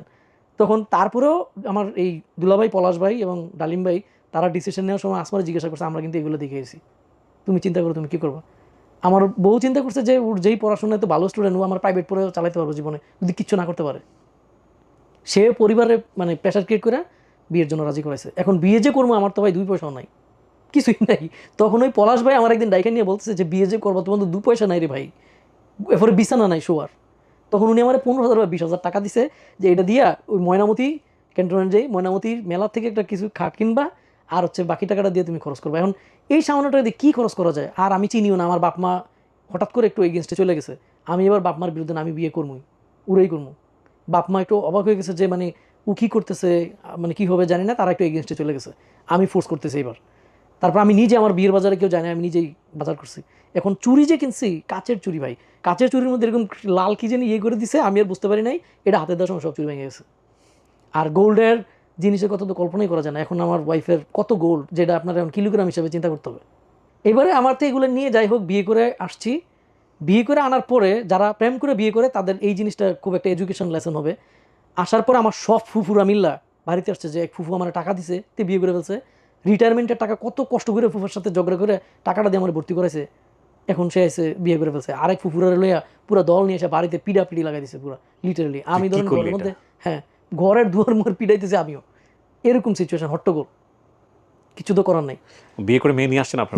মেয়ে নিয়ে আসছি আমাদের বাড়িতে। আমার আম্মা গেছে, খালা গেছে, আমার আব্বা যায় নাই। তারপর হচ্ছে আমার এক জেঠা গেছে, গিয়ে বিয়ে করে নিয়ে আসছি। কারণ বিয়ের তো ডেট হয়ে গেছে, এটা তো আর কিছু করা যাবে না। আমার বাপ মাই গেছে, আমি কিছু কেয়ার করে নিয়ে আসছি বিয়ে করে। আমার বন্ধুরও গেছে, এই বন্ধু মানিক যে আসছে ও গেছে, বিয়ে করে নিয়ে আসছি। পরের দিন সকালে, রাত্রটা কোনো রকম পার হয়েছে, সকালবেলা আমার ওয়াইফ কী করছে, গিয়া আমার আম্মারে বলে যে এত মানুষের মেহমান কি কি রান্না করতে হবে, কোথায় কি আছে, সে রান্না করা শুরু করে দিচ্ছে, রান্না করে সবাই খাওয়ানো শুরু করছে। এই যে ফ্যামিলির হোল্ড আসমা যে ধরছে, দ্যাটস ইট। যারা তার এগেনস্টে তারা মারতে আসছে, কিলাইতে আসছে, এইসব করতে আসছে, এভরিবডি সাইলেন্ট। কারণ এটা হাইলি আনইউজুয়াল একটা ব্যাপার যে বিয়ের মাত্র রাত্র পার হয়েছে, একটা শহর থেকে একটা মেয়ে আইসা ফ্যামিলিতে রান্না করতেছে, খাওয়ানো শুরু করছে, সবাই মানে লিটারালি বেবাচাকা। There is something more. গ্রামের মানুষকে কনভিন্স করতে না খুব বেশি কিছু লাগে না, কিন্তু খুবই নরম প্রকৃতির হয় তারা। হ্যাঁ, আবার খুবই গরম প্রকৃতিরও ডেফিনেটলি, কিন্তু ওই যে ইমোশনালি যদি আপনি অন্তরের মধ্যে ঢুকে যেতে পারেন, দ্যাটস। এবং এটা শুধুমাত্র গ্রামের মধ্যে না, এটা বাংলাদেশের মানে পুরো বাংলাদেশের চিত্রটাই আসলে এরকম। আমি একটা সহজ উদাহরণ দিই আপনাদেরকে। যেমন ধরেন আমাদের বর্তমান যিনি স্বরাষ্ট্র উপদেষ্টা, উনি যখন প্রথম পর্যায়ে ক্ষমতা নিলেন, বিভিন্ন জায়গায় ডাকাতি হচ্ছিল, হিমশিম খেয়ে যাচ্ছিল, কিন্তু ওনাকে নিয়ে বিভিন্ন রকমের ট্রল হচ্ছে। রিসেন্টলি উনি খুবই পপুলার। তার প্রধানতম কারণ হচ্ছে দেখবেন কিছু ইমোশনাল ভিডিও কিন্তু ছড়িয়ে গেছে। সেটা হচ্ছে উনি পুলিশের সাথে গিয়ে খুব সুন্দর করে কথা বলতেছেন, স্কুল একটা ছাত্রের মাথায় হাত বুলিয়ে দিয়ে বলতেছেন খুব ভালো করে পড়াশোনা করতে হবে, যেটা তো তার দায়িত্বের মধ্যেই পড়ে না। কিন্তু এগুলো বাংলাদেশের মানুষ খুব পছন্দ করে, এবং he is very popular right now. তো এই যে উনি তো চুলায় না গেলেও পারতেন, না গেলেও পারতেন, কিন্তু উনি গেছেন এবং এটা ট্রিগার করেছে গ্রামের সাধারণ মানুষের কাছে, একটা শহরের মেয়ে এসে এরকম করতেছে, তো সিম্পাথাইজ হয়ে গেছে তারপর। জি। তো আপনারা যারা এরকম অনেক সময় যে প্রেম করে পালায় গিয়ে বিয়ে করে বা ফ্যামিলিতে নিয়ে আসে একটা মেয়ের বা ছেলেরে, তো অনেক সময় এসে তারা নিজেদের মতো থাকে, যার কারণে কিন্তু প্যারেন্টসের কাছ থেকে ভালোবাসাটা, সাপোর্টটা সে পায় না। রাইট, অ্যাক্টিভ হইতে হবে, অ্যাক্টিভ হইতে হবে। আমার ওয়াইফ কিন্তু এখন ফুল সাপোর্টটা পেয়ে গেছে, এবং আমার বাবা ওই যে তারা মা ডাকা শুরু করছে, এখন পর্যন্ত মাই ডাকে। কত সালে বিয়ে করলেন? 2007। তখন আপনার পড়াশোনার কি অবস্থা? আমি মাত্র ফার্স্ট সেমিস্টার শেষ করছি, এবং আমি কিন্তু ফার্স্ট সেমিস্টারে একদম হাইয়েস্ট রেজাল্ট করছি ক্লাসে, এবং আমার কাছে মনে হয় ওই ইউনিভার্সিটির অন্যান্য ডিপার্টমেন্টের হাইয়েস্ট রেকর্ড সিজিপি আমার। বিয়ে বরকত। বিয়ে যদি জীবনে করতে হয় একদম দ্রুততম সময় করে ফেলা উচিত। হ্যাঁ, আমি ওটা বিশ্বাস করি, তাই না? জি। ওই আর জীবনের সবচেয়ে গুরুত্বপূর্ণ জিনিস হচ্ছে, ডেফিনেটলি যারা রিলিজিয়াস মানে ইসলাম ধর্মের বিশ্বাসী তারা এই কথার সাথে একমত হবেন না, কিন্তু আমি উদাহরণ দিয়ে বলছি, মানে জীবনে আল্লাহকে বিশ্বাস করা, ঈমান আনা, এটা তো সবচেয়ে গুরুত্বপূর্ণ বিষয়। কিন্তু আমরা যদি বৈষয়িক অর্থে বলি, সেটা হচ্ছে জীবনের সবচেয়ে গুরুত্বপূর্ণ জিনিস হচ্ছে সময়। এই সময়টা যদি আপনার লাইফ থেকে চলে যায়, এটা কখনোই রিটার্ন করেন। লাইক আপনি যখন এই কথাটা শুনছেন, এটা চলে গেছে পাস্ট, এটা আপনার লাইফে কখনো আসবে না। সো বিয়েটা আমার মনে হয় যে আসলে এটা তো লাইফ লং ডিসিশন। আর বিয়েটা আসলে তার সাথেই করা উচিত যে আপনার ওই যে চাল চুলোহীন, আমরা তো আসলে ওয়েট করি যে আমি কত টাকা আয় করব, আমার একটা ক্যারিয়ার হবে, তারপরে হলো মোটামুটি একটা স্ট্যাবিলিটি চলে আসবে, তারপরে গিয়ে বিয়ে শাদী করবো। আমাদের সবারই কিন্তু এই মানসিকতাই থাকে। কিন্তু কথা হচ্ছে বিয়েটা তো হানিমুন পিরিয়ড না অলওয়েজ। আপনি এই অবস্থায় বিয়ে করলেন, তার 3 দিন পর আপনার অবস্থা খারাপ হয়ে যেতে পারে, তখন কি ওই মানুষটা আপনার সঙ্গে থাকবে না? ওই মানুষটা যদি আপনার সঙ্গে না থাকে, তাহলে তো বিয়েটা করাই আপনার উচিত হয় নাই, তাই না? So life is a very much unpredictable journey. তো সেই জায়গাটা থেকে বিয়েটা আমার মনে হয় যে এটার জন্য ওয়েট করা উচিত না, বরং বিয়েটার ক্ষেত্রে একটাই ফোকাস হওয়া উচিত, এই মানুষটাকে আনছি, এই মানুষটা আমার লাইফে ঝড় বৃষ্টি বাদল যেটাই হোক না কেন আমার হাতটা ধরে থাকবে কিনা। সো সেটা যখন আপনি বুঝতে পারবেন, that is the perfect age, perfect moment. So do marry, ঠিক আছে? জি। তো এইভাবে আমরা ডিসিশন নিলাম যে ওকে, আমি আমার মতো বিশ্ববিদ্যালয়ে পড়বো, আমার ওয়াইফ হচ্ছে বাপের বাড়িতে থাকবে, আর আমার বাবা মা তার কাজে চলে যাব, আমাদেরকে সাপোর্ট দিবে। এই তো চলে গেল। তার কয়েক মাস পরে আমার দাদির একটু অসুস্থ শুরু হইলো, দাদি বিছানায় অলমোস্ট। এখন তো দাদির সাপোর্ট দিতে হলে আমার বাবা মা চলে আসতে হবে, চলে আসলে তো আমার যায় 2 পয়সা দিতে পারতো, সেটাও দেওয়া বন্ধ হয়ে যাবে। আমি তো খাই না খাই এখন আপাতত চলতেছি ঢাকা শহরে, আর আল্লাহর কাছে বলতেছি আল্লাহ আমার একটা টিউশনি যোগাই দিও। আমি অনেক বন্ধুবান্ধব যারা ছিল তাদের কাছ থেকে টাকা দান নিছি, কারণ হচ্ছে আমি চলতে পারি না, ইমতিয়াজের কাছ থেকে নেই, মাহবুবের কাছ থেকে নেই, মানিক থেকে নেই, মাসুম থেকে নেই, এরকম টাকা দান নিতেছি, নিয়ে কোনো রকম চলতেছি, রাইট? আবার যখন বাড়ি থেকে টাকা আসে হয়তো কিছু দিতেছি।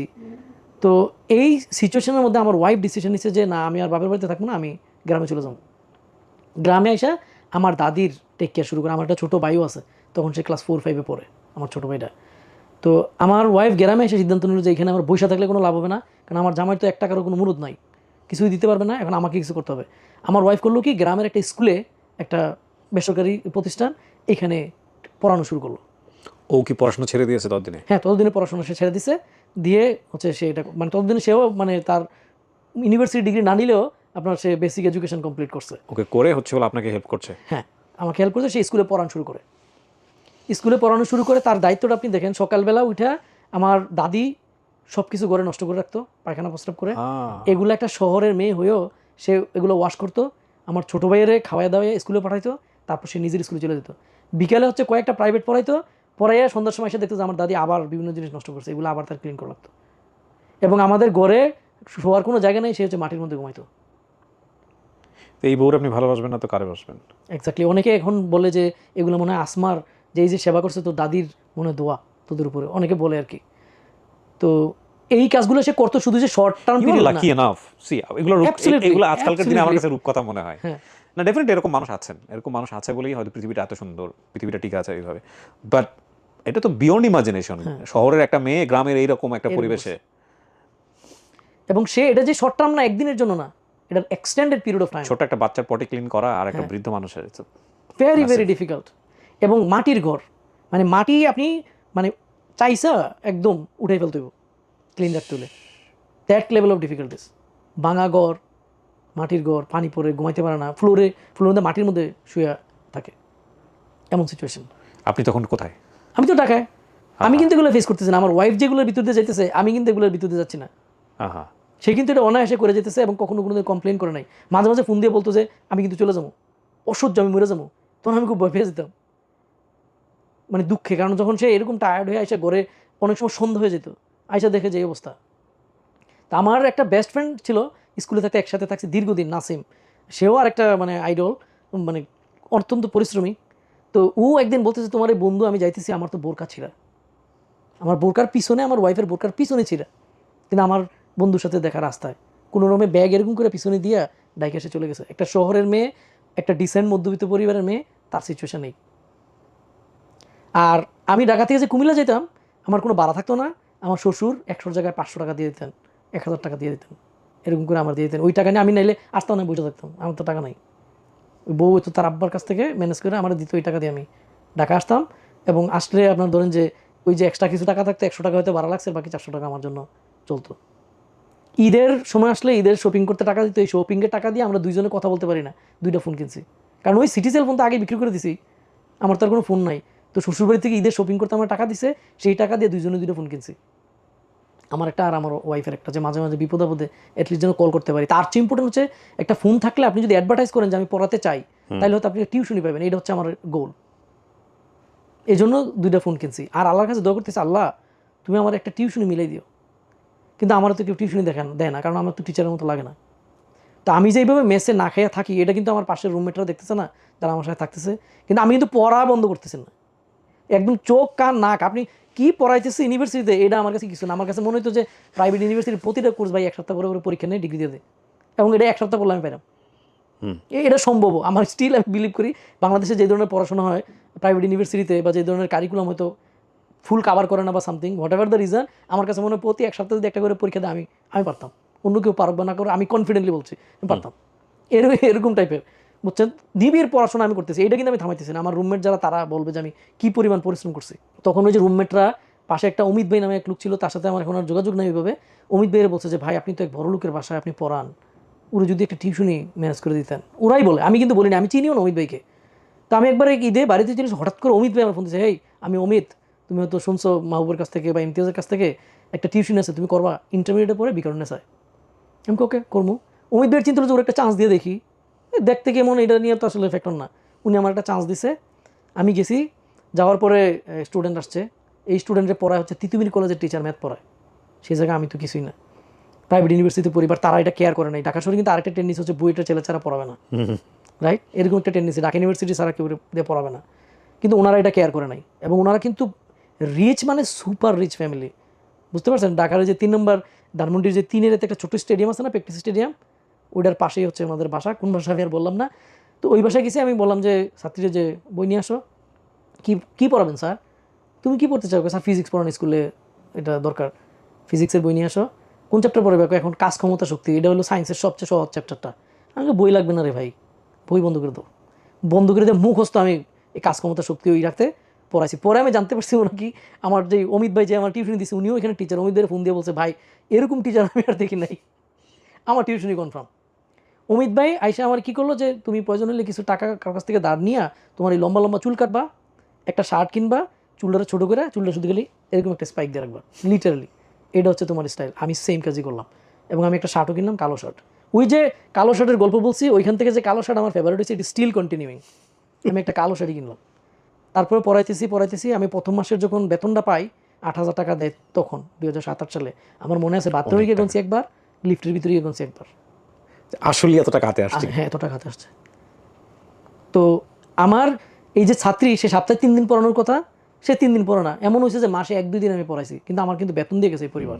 তখন কিন্তু আমার একটু ফাইন্যান্সিয়াল একটা খুবই শক্তিশালী, কিন্তু আমার এই টিউশন তো যাওয়া যাবে না, আমার যেভাবে হোক পড়াইতে হবে। গিয়া বসে থাকতাম, ছাত্রী আসে না পড়তে, হয়তো সে টায়ার্ড, ঘুমাইছে বা সামথিং, আর বয়স তো ইন্টারমিডিয়েটে পড়ে মাত্র 1-1.5 ঘন্টা 2 ঘন্টা এমন হয়েছে যে আমি গিয়ে বসে আছি ড্রয়িং রুমে। তখন তো সেলফোন না জানে, বসে বসে ভিডিও দেখবেন, কি যে বোরিং টাইম। এখন যদি আমি রাগ হয়ে চলেছে, আমার টিউশনে যাবে কামু কি, তাই না? আমি কিন্তু বসে থাকতাম, চুপচাপ করে বসে থাকতাম। সে পরে আসতো, আমি পড়াইতাম। কোনো মাসে দেখা গেছে যে একদিন আমি খুব ভয়ে থাকতাম, আরে এই মাসে তো কোনো পড়াই নেই, আমার জানি বেতন দেবে কিনা। টাকা থেকে দিয়ে দিত। হ্যাঁ, টাকা থেকে দিয়ে দিত।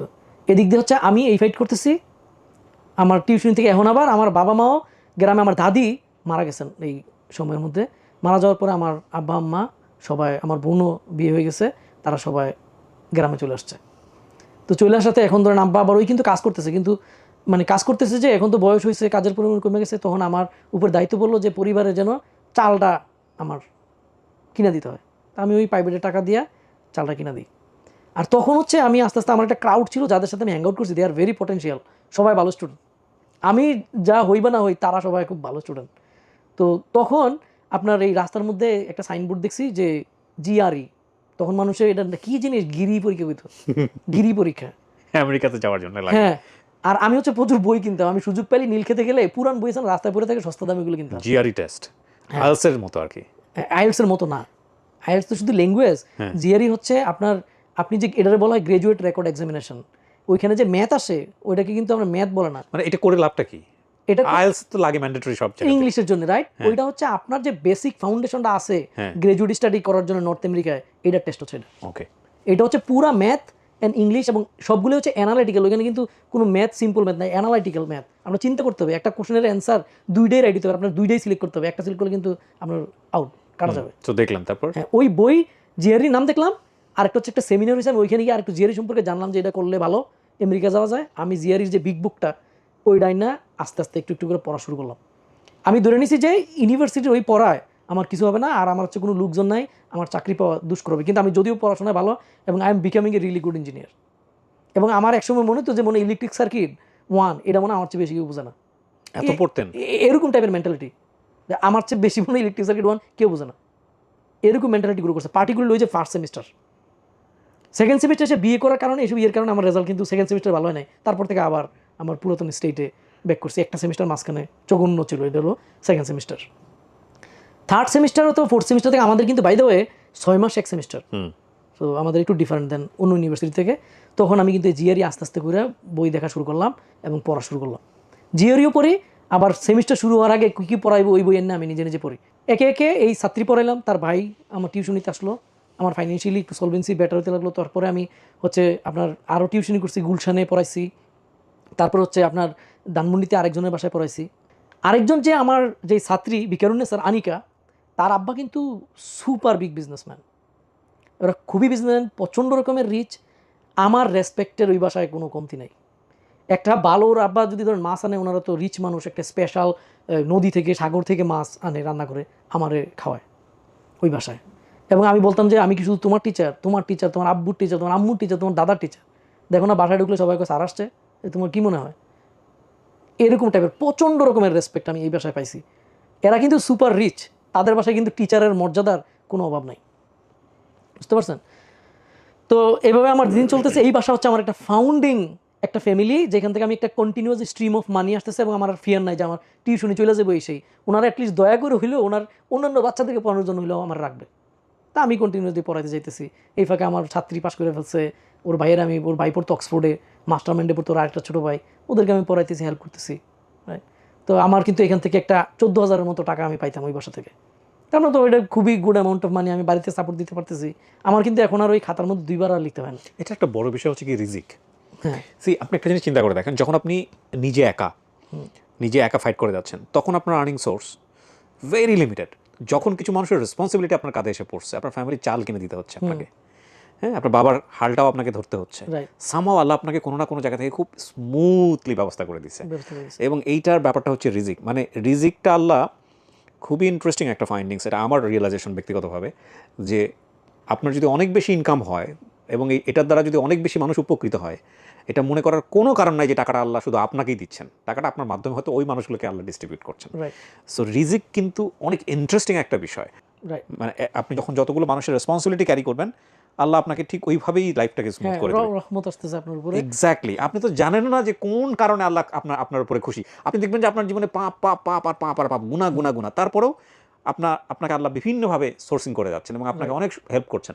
এর প্রধানতম কারণ হচ্ছে কোনো না কোনো মাধ্যমে আল্লাহ আপনার মাধ্যমে হয়তো অন্য কাউকে উপকার করছেন। এটা তো আপনি জানেনই না।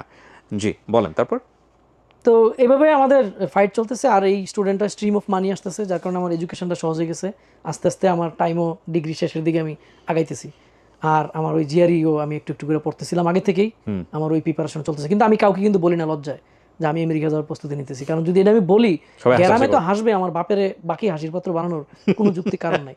আর আমার বাপের যে ঋণটা ছিল এটা হচ্ছে আমার ওই ফুফুই, কারণ আমাদের বাড়ি বিক্রি করে দিতে হবে। আমার ফুফু এসে বললো যে বাড়িটা বিক্রি করার দরকার নাই, বাড়ির প্রয়োজনে আমি নিয়ে যাবো, আমি টাকা দিয়ে ঋণটা শেষ করে দিই। আমার ফুফুই ঋণটা শেষ করে দেয়, যার কারণে আমার বাপ বাড়িতে ব্যাক করতে পারে। ওকে। এই ফুফুর হাজব্যান্ড মারা গেছে, এই ফুফু এখন আমার বাড়িতেই আছেন রাইট নাও। তো এই ঋণটা শেষ করে দিতে আমার আব্বা বাড়িতে ব্যাক করছে, কাজ টাজ করতেছে, সাপোর্ট দিতেছে। আমার ওয়াইফ কাজ করতেছে, স্কুলে পড়াইতেছে আর প্রাইভেট পড়াইতেছে সেই লেভেলের, যা ইচ্ছে সকাল বিকাল গ্রামের ছোটো ছোটো বাচ্চাদেরকে। আমার চেয়ে বেশি আমার ওয়াইফকে চিনি এই গ্রামের মানুষ ম্যাডাম হিসাবে, যে অনেক বাচ্চাদেরকে পড়াইছে। বাই দিস টাইম আমার মেয়ে হয় 2010 সালে, মাশাআল্লাহ, কারণ ইউনিভার্সিটিও শেষ, আমার মেয়েরও জন্ম। মাশাআল্লাহ, এটা আর একটা ব্লেসিং, টোটালি একটা ব্লেসিং এসে আমার কন্যা রহমত। হ্যাঁ, আল্লাহ খুশি হলে 3টা সিম্বল। সম্ভবত মুসা আলাইহিস সালামের সঙ্গে আল্লাহর কথোপকথন ছিল এটা, যে আল্লাহ আপনি যখন খুশি হন, আমি ভাই অনেক কিছু জানি না, আমি যেটা বলছি ভুল হলে আমাকে কারেকশন করে দিন, তখন আপনি কি করেন? তার মধ্যে 3টা সিমটম উনি বলেন, 3টা সিমটম, একটা হচ্ছে মেহমান পাঠাই বাসায়, আরেকটা হচ্ছে বৃষ্টি দেই, আরেকটা হচ্ছে কন্যা সন্তান দান করি। তো আমার সেই কন্যা সন্তান আমার দান হয়েছে এবং ইট বিকামস এ ব্লেসিং আমার জন্য, আমি মনে করি এবং বিশ্বাস করি। তখন আমি জিআরের প্রিপারেশান শুরু করছি, এবং প্রিপারেশানের যে আপনার মানে নমুনা, একটা বাঙ্গা সেলওয়ান নামে একটা ফোন আসছিল, একটা বাঙ্গা ফোন কিনছি। সেই ফোনে হচ্ছে জিআরির যে ওয়ার্ড ভাই 4000-5000 ওয়ার্ড ঠাড়া মুখস্থ রাখতে হয়, সিনোনেম অ্যান্টোনিম সহকারে, শুধু বারবাল সেকশনের জন্য। এবং ইংলিশ আমার বরাবরই দুর্বল, ওই যে এডুকেটাইন। কিন্তু আমি সব ওয়ার্ড শুনে শুনে উচ্চারণটা কেমন হবে কেমন হবে আমি কিন্তু সব মুখস্থ করতেছি। এবং এই ওয়ার্ডগুলো শেখার জন্য আমার মেমোরি বা মেমোরাইজ করার যে ক্যাপাবিলিটি খুবই কম। লাকিলি আমি ইঞ্জিনিয়ারিং করছি, আল্লাহ এটা মনে একটা ভালো ডিসিশন ছিল, নাহলে বিপদে পড়তাম। আপনার যে আপনি দরজার যে তালা খুলেন না, তালার উপরে আমি ওয়ার্ড লিখে রাখছি যেগুলো আমার মনে থাকে না, খুলতে খুলতে একবার তাকাই নিছি। আর হাঁটতেছি, প্রাইভেট পড়াতে যেতেছি, শুধু ওই শব্দ চলতেছে, কোন শব্দের মানে কি ওইটা রেকর্ডিং করা। তারপর হচ্ছে আপনি যে বাথরুমের কমোডে বসেন, ওইটার সামনে বিশাল বড় ওয়ার্ড লিস্ট এরকম করে কাগজ টাঙাই দিছি, আপনি বাথরুম করতেছেন আর ওটা পড়তেছেন। এটা হচ্ছে আমার প্রিপারেশনের স্টাইল, কারণ আমার তো ভালো করতেই হবে। তো এইভাবে হার্ড প্রিপারেশন নিছি প্রায় 6 মাসের মতো। 3 মাস একদম এক্সট্রিমলি মানে ডেঞ্জারাস লেভেলের প্রিপারেশন চলছে আমার। তারপর আমি জিআরই পরীক্ষা দিই, ওই সময় আমি একটা ভালো স্কোর করি, ইটস এ ডিসেন্ট এবং গুড স্কোর। এবং এই যে স্কোরটা পাইছি, এখানে একজন গুরুত্বপূর্ণ মানুষ খুব একটা ভূমিকা পালন করছে, ফয়সাল। ওনার ফেসবুকের নাম হচ্ছে ফয়সাল ভাই। মানে সে হচ্ছে এরকম, এখন পর্যন্ত আমি যদি কোনো একটা ইন্টারভিউ দেই, ফয়সাল ভাই ফোন দেই, আরে ভাই হবে, আপনি পারবেন। আরে ভাই মানে উনি হচ্ছে বুয়েটের ইলেকট্রিক্যাল, পুরা সেই লেভেলে কনফিডেন্ট। আমার মানে গুরু, মানে আমি কোনো কিছু লাগলে ওনারে ফোন দিই, ইন্সপায়ারেশন, আরে ভাই আপনার হবে না তো কী হবে, আপনার হবেই। এবং উনি বলতো যে আপনি 1400 পাবেন। আমি 1400 পাইনি, এবার কাছাকাছি পাইছি। আমার কোনো কম্পিউটার নাই, আমি কিন্তু ইঞ্জিনিয়ারিং পড়া শেষ করে ফেলছি। এই জায়গায় আমার এক বন্ধু মীর হোসেন, আমার থানারই ইউনিভার্সিটির বন্ধু, বলছে যে আমি তো কিছু করতাম না, তুই আমার কম্পিউটারটা নিয়ে যা, যতদিন আমেরিকায় না যাস এটা তোর। ও হচ্ছে আমার এই কম্পিউটার দিয়ে দিছে। এবং এবার প্রফেসরদেরকে ইমেল দেওয়া শুরু করলাম বিভিন্ন ইউনিভার্সিটিতে। 15 দিন পরে আমি টুফেল দিছি, কোনো প্রিপারেশন ছাড়া দিয়া। আনফর্চুনেটলি টুফেল আমার খুবই বাজে স্কোর আসছে। ওই যে ইংলিশ প্রবলেম, আমি তো শুনলে বুঝি না, রাইটিং টাইটিং সব ঠিক আছে, প্রবলেম হচ্ছে লিসেনিং, আমি শুনলে কিছু বুঝি না। আর টুফেল পরীক্ষার মোস্ট অফ দ্য সেকশনই হচ্ছে লিসেনিং, যার ভালো সে ভালো করবে। আমি আরেকটা মহা বিপদের মধ্যে পড়লাম। যাই হোক, আবার টুফেল দিলাম 1 মাস পরে, দিয়ে আমি একটা ডিসেন্ট স্কোর পাইলাম, যেটা মোটামুটি ওকে। আমি ইমেল দিতেছি কত ইউনিভার্সিটিতে রাতভর, প্রত্যেকটা স্টেট ধরে যারা এখন গ্র্যাজুয়েট এডুকেশন নিতে চায় নর্থ আমেরিকাতে, তারা একই কাজ করতেছে হয়তোবা। এই ইমেল দিতাম বিভিন্ন ইউনিভার্সিটিতে, email most of the cases প্রফেসররা রিপ্লাই দিত না, আর যারা 2-1 জন দিত তারা বলছে আমার স্টুডেন্ট লাগবে না। বাট এক পর্যায়ে একটা ইউনিভার্সিটিতে প্রফেসর বলছে তুমি অ্যাপ্লাই করো, আমরা চেষ্টা করবো একটা ফান্ডিং বা অ্যাসিস্ট্যান্টশিপ দেওয়ার জন্য। তারপর আমি ওখানে অ্যাপ্লাই করি, আমার এডমিশন হয়। ওকে, কোন ইউনিভার্সিটি না? এটা হচ্ছে সাউথ ডেকোটা স্কুল অফ মাইন্স। ইউনিভার্সিটিটা খুবই ছোট ইউনিভার্সিটি, কিন্তু তাদের গ্র্যাজুয়েটদের এভারেজ স্যালারি হার্ভার্ডের চেয়েও বেশি। এটা ওর পরের গল্প। সো আপনার কেন হলো তারপর? তা আমার অ্যাডমিশন হলো, অ্যাডমিশন হওয়ার পরে এখন ফান্ডিংয়ের অফারটা অ্যাডমিশনের সাথে আসে নাই। তা আমি স্টিল ওয়েট করতেছি, মেইল করতেছি, ইভেন্ট ডিপার্টমেন্টে ফোন দিতেছি। তো অ্যাসিস্ট্যান্টশিপের একটা রেজাল্ট আসতে একটা টাইম লাগে। তো এই অ্যাসিস্ট্যান্টশিপ আমি পাইলাম। এই সাউথ ডেকোটা স্কুল অফ মাইন্সের অ্যাসিস্ট্যান্টশিপের একটা প্রবলেম হচ্ছে, ওরা হচ্ছে আপনাকে সেমিস্টার বাই সেমিস্টার অ্যাসিস্ট্যান্টশিপ দেয়। তো আপনি যদি এক সেমিস্টারের জন্য অ্যাসিস্ট্যান্ট দিল, কিন্তু এম্বাসির তো দরকার 1 বছরের, বাকি টাকা আপনি পাবেন কই? আমার বাপের তো কোনো ব্যাঙ্কই স্টেটমেন্টই নেই, আমার নিজেরও কোনো ব্যাঙ্ক অ্যাকাউন্ট নেই, আমার নিজেরও কোনো ব্যাঙ্ক অ্যাকাউন্ট নেই। আর টাকা আসবে কোত্থেকে? এখন আমি কী করি? আমি আমার স্টুডেন্টের এক ফ্যামিলির কাছে গেলাম, তারা বলে যে তাদের 4-5 লাখ টাকা আছে। আরেক ফ্যামিলির লোক, উনি মৎস্য ভবনের ইঞ্জিনিয়ার তো সামথিং, উনি বিশ্বাসই করেন না যে আমি স্কলারশিপ পেয়েছি। মনে মনে আমার এত খুব, আরে আমি এত জের স্কোর করছি, আমি তো স্কলারশিপ পাইছি, ওনারা আমার সব ডকুমেন্ট। কিন্তু ফারুক, আপনাকে আমার একটা প্রশ্ন করতে ইচ্ছে করছে এই পর্যায়ে এসে, সেটা হচ্ছে যে এত কিছু যদি আপনি জানতেন, ধরেন এই যে আমেরিকাতে যাইতে ব্যাংক স্টেটমেন্ট লাগে, এই পরিমাণ টাকা লাগে, তারপর ওইখানে যাওয়ার পর একটা বিশাল স্ট্রাগল করতে হয়, এটা লাগে ওটা লাগে, তাহলে আপনি কি সাহস করতেন? না, আমার আসলে এই বিষয়ে জিরো নলেজ এই ছিল। জন্যই আল্লাহ বোধহয় আমাদেরকে বলছে যে অতিরিক্ত চিন্তা করো না।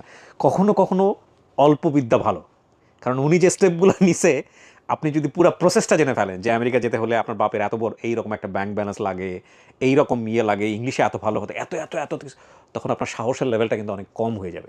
ও জাস্ট দেখছে এটা পড়লে আমেরিকা যাওয়া যায়, ঠিক আছে আমি পড়তে থাকি, সেই রকম লেভেলের পড়া দিচ্ছে বাথরুমে গিয়া। যখন ওই স্টেপটা কমপ্লিট হয়ে গেছে, তারপরে গিয়ে আরেকটা স্টেপ এসে বাধাগ্রস্ত হয়েছে, কিন্তু ওই যে এনার্জিটা ছিল, না আমি আগের স্টেপটা যেহেতু পার হয়ে আসতে পারছি, এটাও আমি পার হয়ে আসতে পারবো। সো ওই ফোর্সটা নিয়ে সে সেকেন্ড স্টেপ ডিঙাইছে। কিন্তু সব কিছু যদি সে একবারে মাথায় নিয়ে নিত, তাহলে ডেফিনেটলি আমার মনে হয় সে আমেরিকানই স্বপ্ন দেখত। জি, তারপরে আমার ওই যে আনিকা, সবচেয়ে বড় লোক স্টুডেন্ট, তার আব্বার আমি কিভাবে বলবো বলেন যে আমার এত বড় বিজনেসম্যান, আমার ভয় লাগে। আমি কি করছি, আমার ছাত্ররে বলছি, না হচ্ছে নাবিলও বলছি যে তুমি একটু তোমার আব্বারে মানে বলতে হইব, এরকম একটু হালকা হিন্টস দিস একদিন। আরেকদিন আমার সামনাসামনি পড়ে গেছে, আমি ডাইরেক্ট বলে ফেলছি যে আঙ্কেল আমি তো এরকম একটা ঝামেলা পড়ছি, আমার একটা স্টেটমেন্ট লাগবে। আমার উদ্দেশ্য ওনার কাছ থেকে যদি আমি স্টেটমেন্টটা, খালি ব্যাংকের রিপোর্টটা নিতে পারি, ওর নাবিলরে দিয়ে ওর বাপের সিগনেচার আমি করাই নেব। লিটারালি আমি এই পরিমাণ আতঙ্কিত। হ্যাঁ, তখন আঙ্কেল সাথে সাথে ফোন দিছে নিচে, ওনার অ্যাসিস্ট্যান্টে, আমাদের ওই ব্যাংকে কত টাকা আছে রে? বলে যে স্যার 85 লাখ বা সামথিং ওই সময়ে। কয় আচ্ছা এখানে একটা স্টেটমেন্ট লাগবে। এটা তো আরও বিশাল টাকা, আমি আরও ভয় পেতেছি যে এত টাকা স্টেটমেন্ট আমি কী করবো। পরে আমি বললাম আঙ্কেলের তো অনেক টাকা, আমার এত টাকা হলে তো নেগেটিভ দিকে যেতে পারে।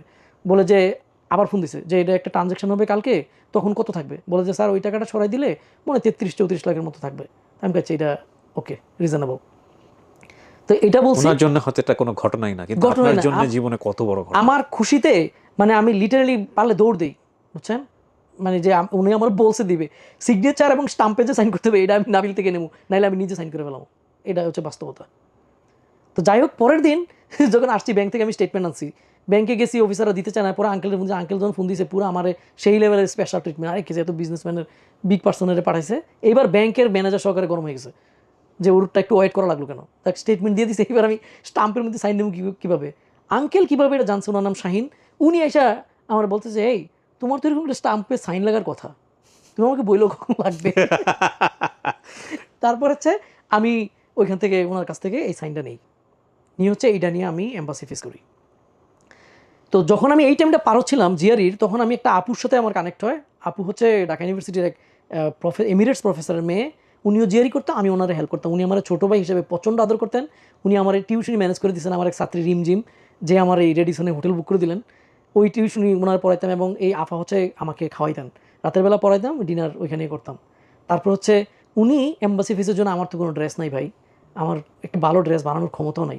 ইভেন আমি যেই এম্বাসিতে যেই ফটোটা দিছি, আমার কোনো ভালো শার্ট নাই বলে, আমার যে বন্ধু এখন আসছে আমার সাথে, মানিকের একটা শার্ট গায়ে দিয়া এই ছবিটা আমি ওখানে পাঠাইছি।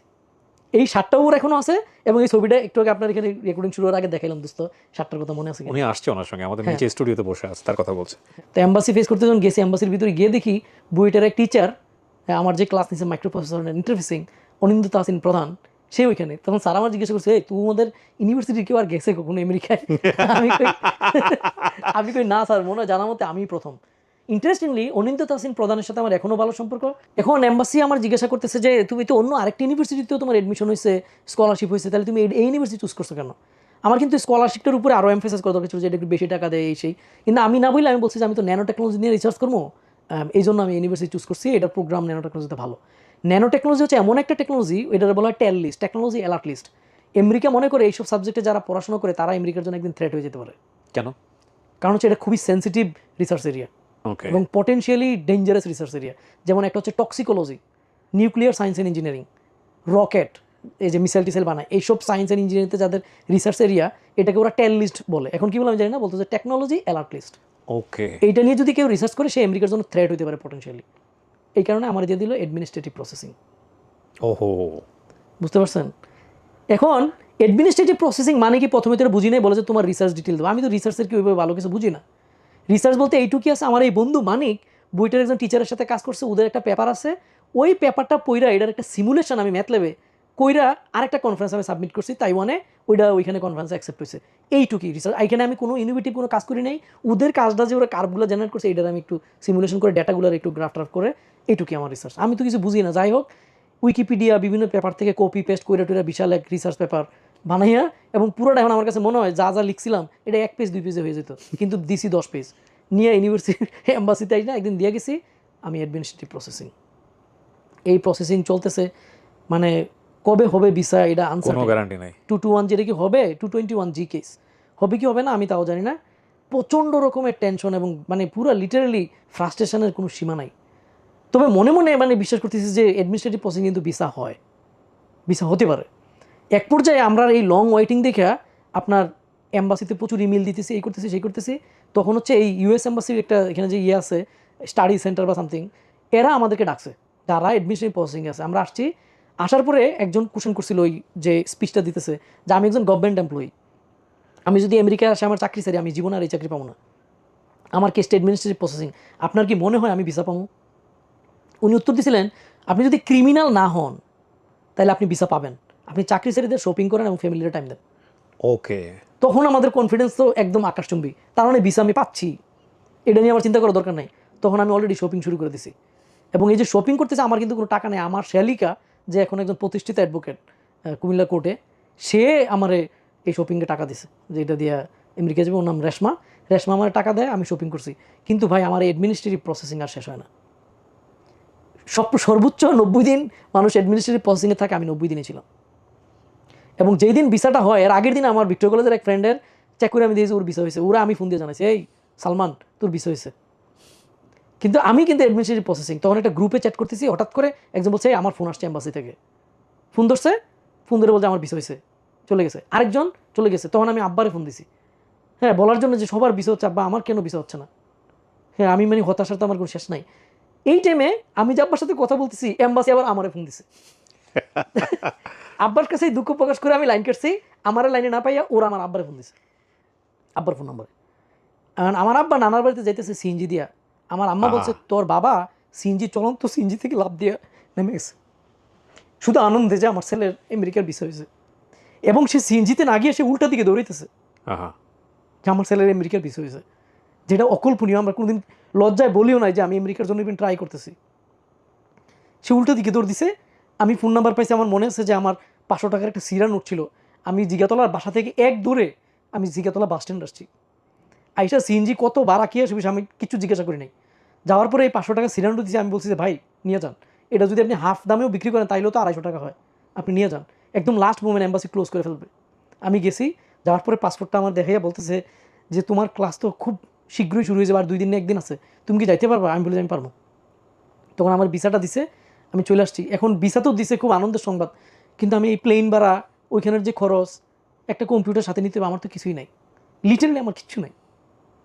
তখন আমি আমার যে সম্বন্ধী, ওনার নাম ডালিম, উনি হচ্ছে বলে যে ওকে আমি ওর যে প্লেন ফেয়ারটা এটা আমি ম্যানেজ করে দিই। তখন হচ্ছে ওই পলাশ ভাই এবং ডালিম ভাই, তারা দুজন, পলাশ ভাই হচ্ছে আমার বউয়ের মানে আমার ওয়াইফের বড় বোনের হাজব্যান্ড, উনিও কিন্তু প্রচণ্ড আমার সাপোর্টিভ ছিল। এবং আমি শ্বশুরবাড়িতে গেলে আমার পরার কিছু থাকতো না, কারণ আমি প্যান্ট পরে যেতাম, আমার এক্সট্রা কিছু নাই, আর ওইখানে তো হাফ প্যান্ট পরেও থাকা যায় না। উনি আমার একটা লুঙ্গি পর্যন্ত কিনে দিছে যে তুমি এখানে আসলে বেড়াইতে আসলে এই লুঙ্গিটা তুমি পরো। উনিও সাপোর্ট ছিলেন। এরা মিললে আমার শ্বশুরবাড়ির পক্ষ থেকে আমাকে প্লেন ফেয়ারটা দেয়, আর সুদে আমার আব্বাম্মা কিছু টাকা নানার বাড়ি আত্মীয় স্বজন 10,000 5,000 যে যা পারছে এরকম করে আমারে $1,800 মতো হাতে দিয়ে দেয়। ওইখানে গিয়ে তো আমার বাসা নিতে হবে, গেলেই তো আর স্কলারশিপের টাকা আসতেছে না, তাই না? এটা ম্যানেজ করে দেয়। তখন আমি কাতার এয়ারওয়েজে যাই, 1,35,000 টাকা দিয়ে আমার ওয়ান ওয়ে টিকিট কাটতে হয়। তো সেই টিকিটে একই প্লেনে আমার আরেক বন্ধু সহকারে আমরা দুইজন, আমি আর আমার ওই বন্ধু যাই। ওর নাম হচ্ছে নাফিস খান, এখন আপনার এমডিতে চাকরি করে। কোন প্রভিন্সে? যাই হচ্ছে সাউথ ডেকোটা। প্রচণ্ড ঠান্ডা, একদম কানাডার কাছাকাছি। North Dakota, south Dakota. North Dakota হচ্ছে আমাদের হুমায়ুন আহমেদ পিএইচডি করছেন, তো সাউথ ডেকোটা হচ্ছে তার পাশের একটা স্টেট। আমরা ওইখানে যাই। এর আগ পর্যন্ত আমেরিকা কেমন খালি মনে করতাম যে নিউ ইয়র্কের বড় বড় বিল্ডিং দেখছি ছবিতে, শুধু খালি মনে আমেরিকা মানে বড় বড় বিল্ডিং। কখনো চিন্তা করি নাই মানুষ থাকে কই, খায় কি, ওদের বাড়িঘর কেমন, কখনো চিন্তাই করি নাই। আমেরিকা সম্পর্কে ধারণা হচ্ছে বড় বড় বিল্ডিং, আর একটা ধারণা হচ্ছে যে আমেরিকা গেলেই পড়াশোনা করলে চাকরি আর টাকা, প্রচুর টাকা। কিন্তু আমার গোল হচ্ছে আমি পিএইচডি করবো, তারপর হচ্ছে ব্যাক করবো বাংলাদেশে এসে জ্ঞান ছড়ামো। এলাকায় তো রব উঠে গেছে না যে ছেলে রমরম না, কেউ বিশ্বাস করতেছে না যে আমি এরকম হইতেছি। আমার এক স্টুডেন্টের মা, উনি বলছে যে তোমারে এই একটা পরিবার জানতো না যে আমি বিবাহিত। ওরা বলছে তোমার টাকা দিয়ে কিনে নিবে ফারুক, তুমি যেই জিনিস অ্যাচিভ করছো তোমার টাকা দিয়ে কিনে নিবে, এগুলো যদি মানুষ জানে গ্রামে। মানে আপনার জন্য বিয়ে শাদী করতেছে আর কি, হ্যাঁ, আপনি যে বিয়ে করে আমি ফেলছেন। ততদিনে বিয়ে করছি, কারণ যদি বলি যে বিবাহিত, ওনারা কিভাবে নিবে, এই একটা পরিবার জানতো না যে আমি বিবাহিত। আজকের এপিসোডটা যারা এতক্ষণ পর্যন্ত মনোযোগ দিয়ে দেখেছেন, আমি জানি না কতবার গুজ বাম্প হয়েছে আপনাদের, এবং ডেফিনেটলি এটা গুজ বাম্প হওয়ার মতো এপিসোড। এটা বেশ কয়েকবার মনোযোগ দিয়ে দেখবেন। ওনার তো কেবল জার্নি শুরু, উনি কোথায় গিয়ে দাঁড়িয়েছেন, বিশেষ করে যারা ফেসবুক কন্টেন্ট ক্রিয়েটর আছেন তারা আজকে এপিসোডটা মনোযোগ দিয়ে দেখেন, because it's very important for you guys. চলেন তারপর। তো আমি এই সাউথ ডেকোটায় গিয়ে পুষলাম, সবার আত্মীয় স্বজনের সবাই যে যা পারছে হেল্প করার চেষ্টা করছে, এবং আমার খালা, আমার বড় খালা, তার জমি বন্দুক দিয়ে দিছে শুধু খালি খুশিতে যে মানে আমার বোনের ছেলে আমেরিকা যাবে।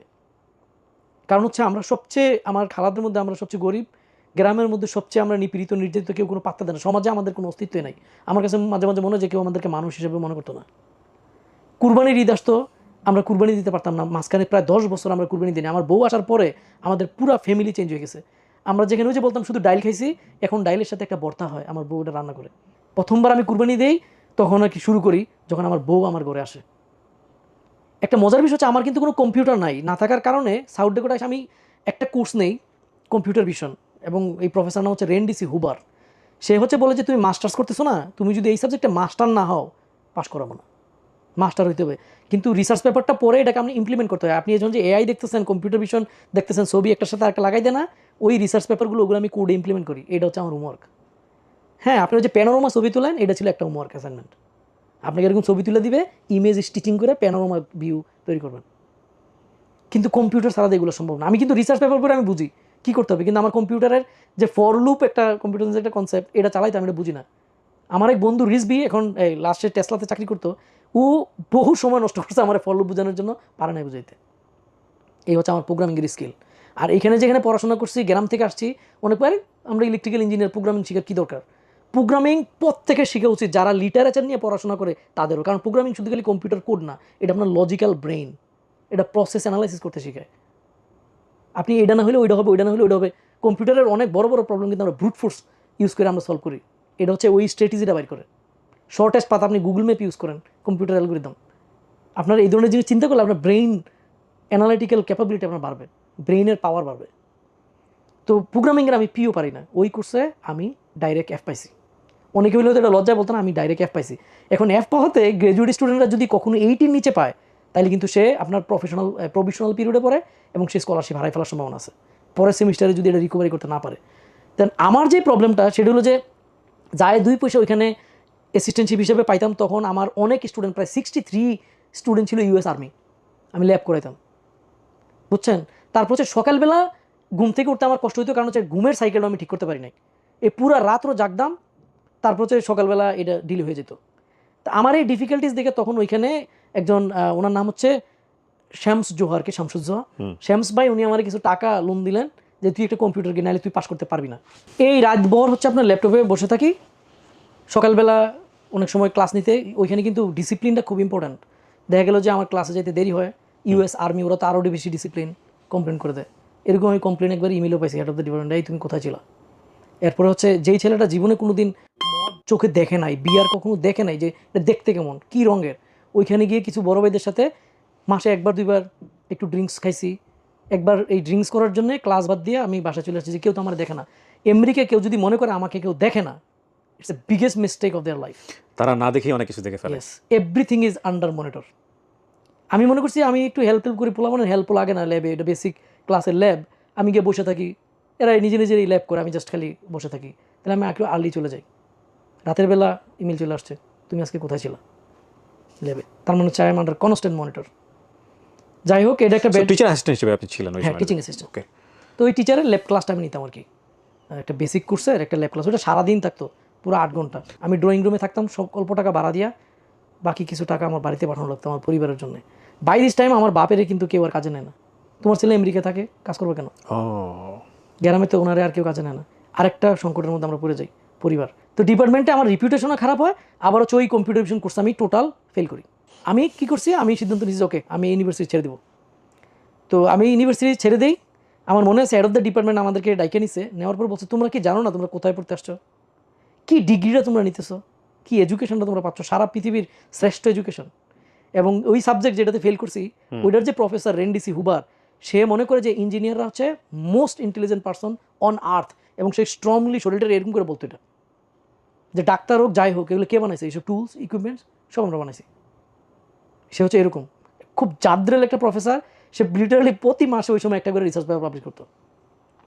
তার ল্যাব, আমি কিন্তু গেছি ন্যানো টেকনোলজি নিয়ে পড়তে, তাই কম্পিউটার বিষয়ে গেলাম কেন, তার ল্যাব দেখা যে ওরা ড্রোন উড়াইতেছে, যখন মানুষ ড্রোনকে আমি চোখে দেখি নাই, আমি এগুলো দেখা, এবং ওই যে আপনার আগের সময় যখন মানুষ বডি স্ট্যান্ড করতো, যখন স্ট্যান্ডার্ড সিস্টেম ছিল, ধরেন 2001 তো প্রথম গ্রেডিং হয়, তার আগে ওই স্ট্যান্ডের সময়ে পত্রিকা আসতো কম্পিউটার প্রকৌশলী হতে চায়, বাপ মা নিয়ে সাথে করে ছবি দিত না, ওই ছবি দেখে আমি কিন্তু কম্পিউটার প্রকৌশলী হইতে চাইছি। কিন্তু আমি কেন কম্পিউটার পড়ি নাই, কারণ আমার আবার টাকা নাই কম্পিউটার কিনা দেওয়ার, এই জন্য আমি কিন্তু ইলেকট্রিক্যাল লিগে পড়তেছি, যে এটা পড়লে দেওয়ার কম্পিউটার লাগবে না, কিন্তু আসলে এটা পড়লেও কম্পিউটার লাগবে, যে বিষয়ে আমার কোনো জ্ঞানই নেই। তো যাই হোক, ওইটার তখন আবার মাথার মধ্যে মাথা চারা দিয়ে উঠছে, আয় হায় এইটাই তো আমার শ্রেষ্ঠ সময়, আমি তো কম্পিউটার সায়েন্স না পড়তে চাই। আমি নিয়ে পড়ছি কম্পিউটার ভিশন, যেটা হচ্ছে মাস্টার্স পিএইচডি লেভেলের কোর্স, এবং এটা করতে প্রোগ্রামিংয়ে খুব ভালো জানা দরকার, অ্যাটলিস্ট ডিসেন্ট একটা মানে ব্যাকগ্রাউন্ড দরকার, যেটা আমার নাই। আমি ওখানে ফেল করি। এখন আমি একটা কলেজে অ্যাডমিশন নিচ্ছি, ওটা কোয়ার্টারলি আপনার 1200 না 1400 টাকা দেওয়া লাগে। এখন এই টাকাটা আমি কোত্থেকে আনবো, এটা তো আমার একটা আর্ন করতে হবে, রাইট? আবার স্টুডেন্টদের কিন্তু এখানে কাজ করার কোনো পারমিশন নেই, এটা আরেকটা প্রবলেম, ধরা পড়লে বিপদ।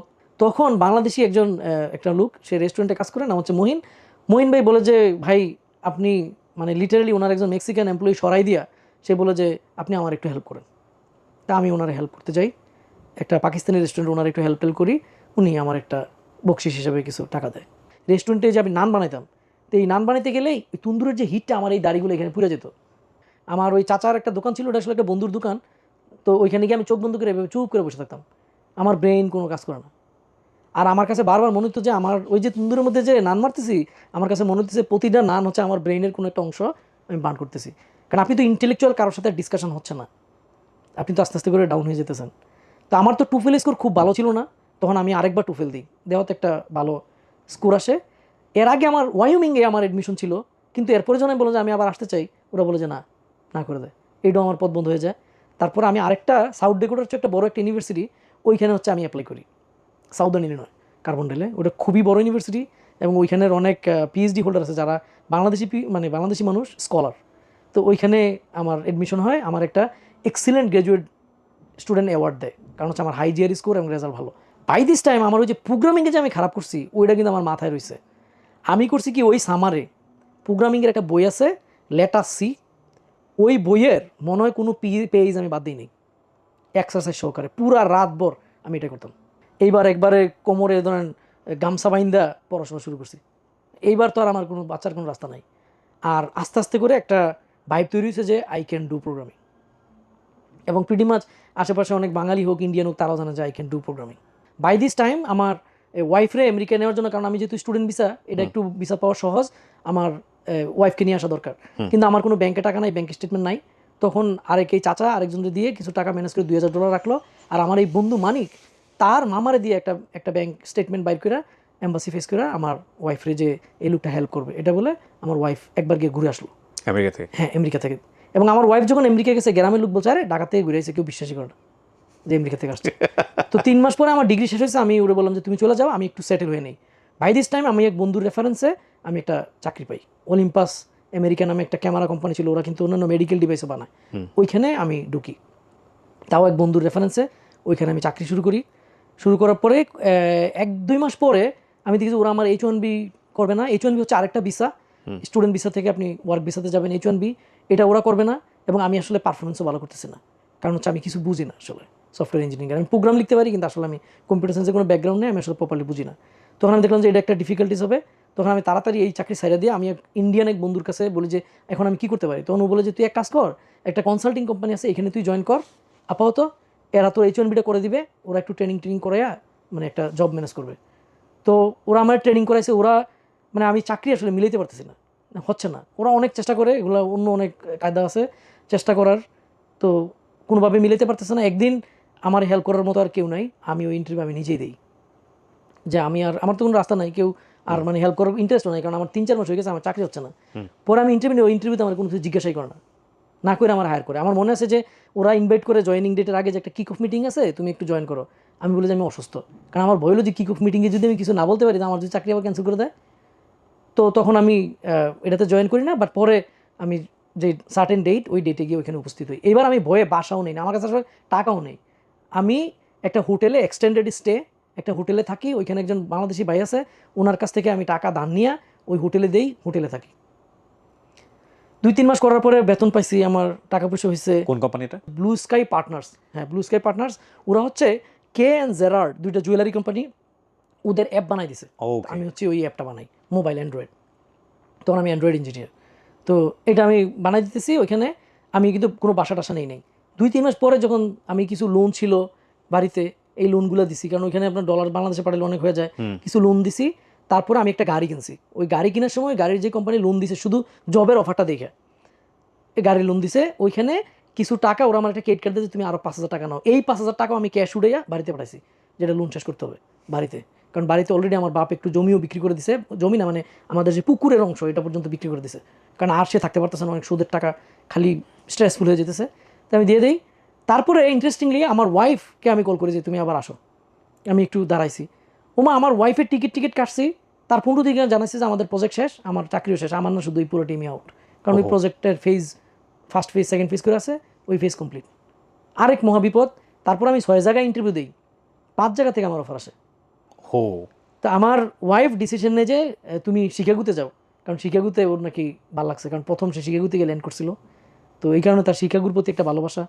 তো শিকাগোতে যাও। আমি তখন শিকাগোতে একটা ইন্স্যুরেন্স কোম্পানি অল স্টেট, ওই ইন্স্যুরেন্সে ওদের হচ্ছে ড্রাইভ ওয়াইজ নামে একটা অ্যাপ আছে, যেটা হচ্ছে আপনি কতবার ব্রেক করছেন, তারপর হচ্ছে কী স্পিডে চালাচ্ছেন, ড্রাইভিং মনিটর করে, ওরা ড্রাইভিং বিহেভিয়ার মনিটর করে, ওই অ্যাপটা আমি ডেভেলপ করি ওইখানে। ওকে। তো ওইখানে 11 মাসের পরে ওইখানে একটা কম্পিটিশন হয়, Android Wear hackathon, greater Chicago এরিয়াতে। ওইখানে আমি যাই, আমি চ্যাম্পিয়ন হই। ওয়াও। আমার টিমে কেউ আমার নেয় না, সবাই টিম করে আসছে, আমার কোনো টিম নাই। নিক নামে এক ছেলে, তার আমি বললাম তুমি কি আমার সাথে আসবা? হ্যাঁ আসবো। আমি কি করছি, ড্রাউজি ড্রাইভিং যে বিহেভিয়ার, মানুষজন ড্রাইভ করে কখন সে ড্রাউজি হয়, এইটাকে কীভাবে কাজে লাগাই তার একটা অ্যালার্ম দেওয়া যায়, ওরকম একটা সিস্টেম আমি বানাইছি। এই প্রজেক্টটা ওদের খুব পছন্দ হয়, আমি চ্যাম্পিয়ন হই। তখন আমার একটা স্মার্ট ওয়াচ, যখন আমি জীবনও দেখি না স্মার্ট ওয়াচ কি, ওই স্মার্ট ওয়াচ আমার দেয়। ইন্টারেস্টিংলি ওটা একটা এলজির অ্যান্ড্রয়েড গড়েছিল, এটা এখনও চলে, আমার ছোটো ভাই হাতে দেয় এখনও, 2014 সাল, আজকে 2025 সাল। তো ওই ঘড়িটা পাই, এবং এটা একটা মানে ছড়াই পড়ে যে এখানে একটা ভালো অ্যান্ড্রয়েড ইঞ্জিনিয়ার আছে। ওইখান থেকে এক রিক্রুটার আমাকে কল করে যে ডালাসে একটা স্টার্ট আপ আছে, সেই স্টার্ট আপে তুমি কাজ করবে কিনা, কত টাকা করে দিবে। আমি তখন $72 করে পার আওয়ার পাইতাম। আমি কই আমার $80 দিতে হবে, সেখানে $80 দিবে। $80 পার আওয়ার? কত সাল? পার আওয়ার, সেটা 2014 সাল। 2015। It's a huge amount of money. এটা হিউজ না আসলে, পরেরগুলো আরও ইন্টারেস্টিং।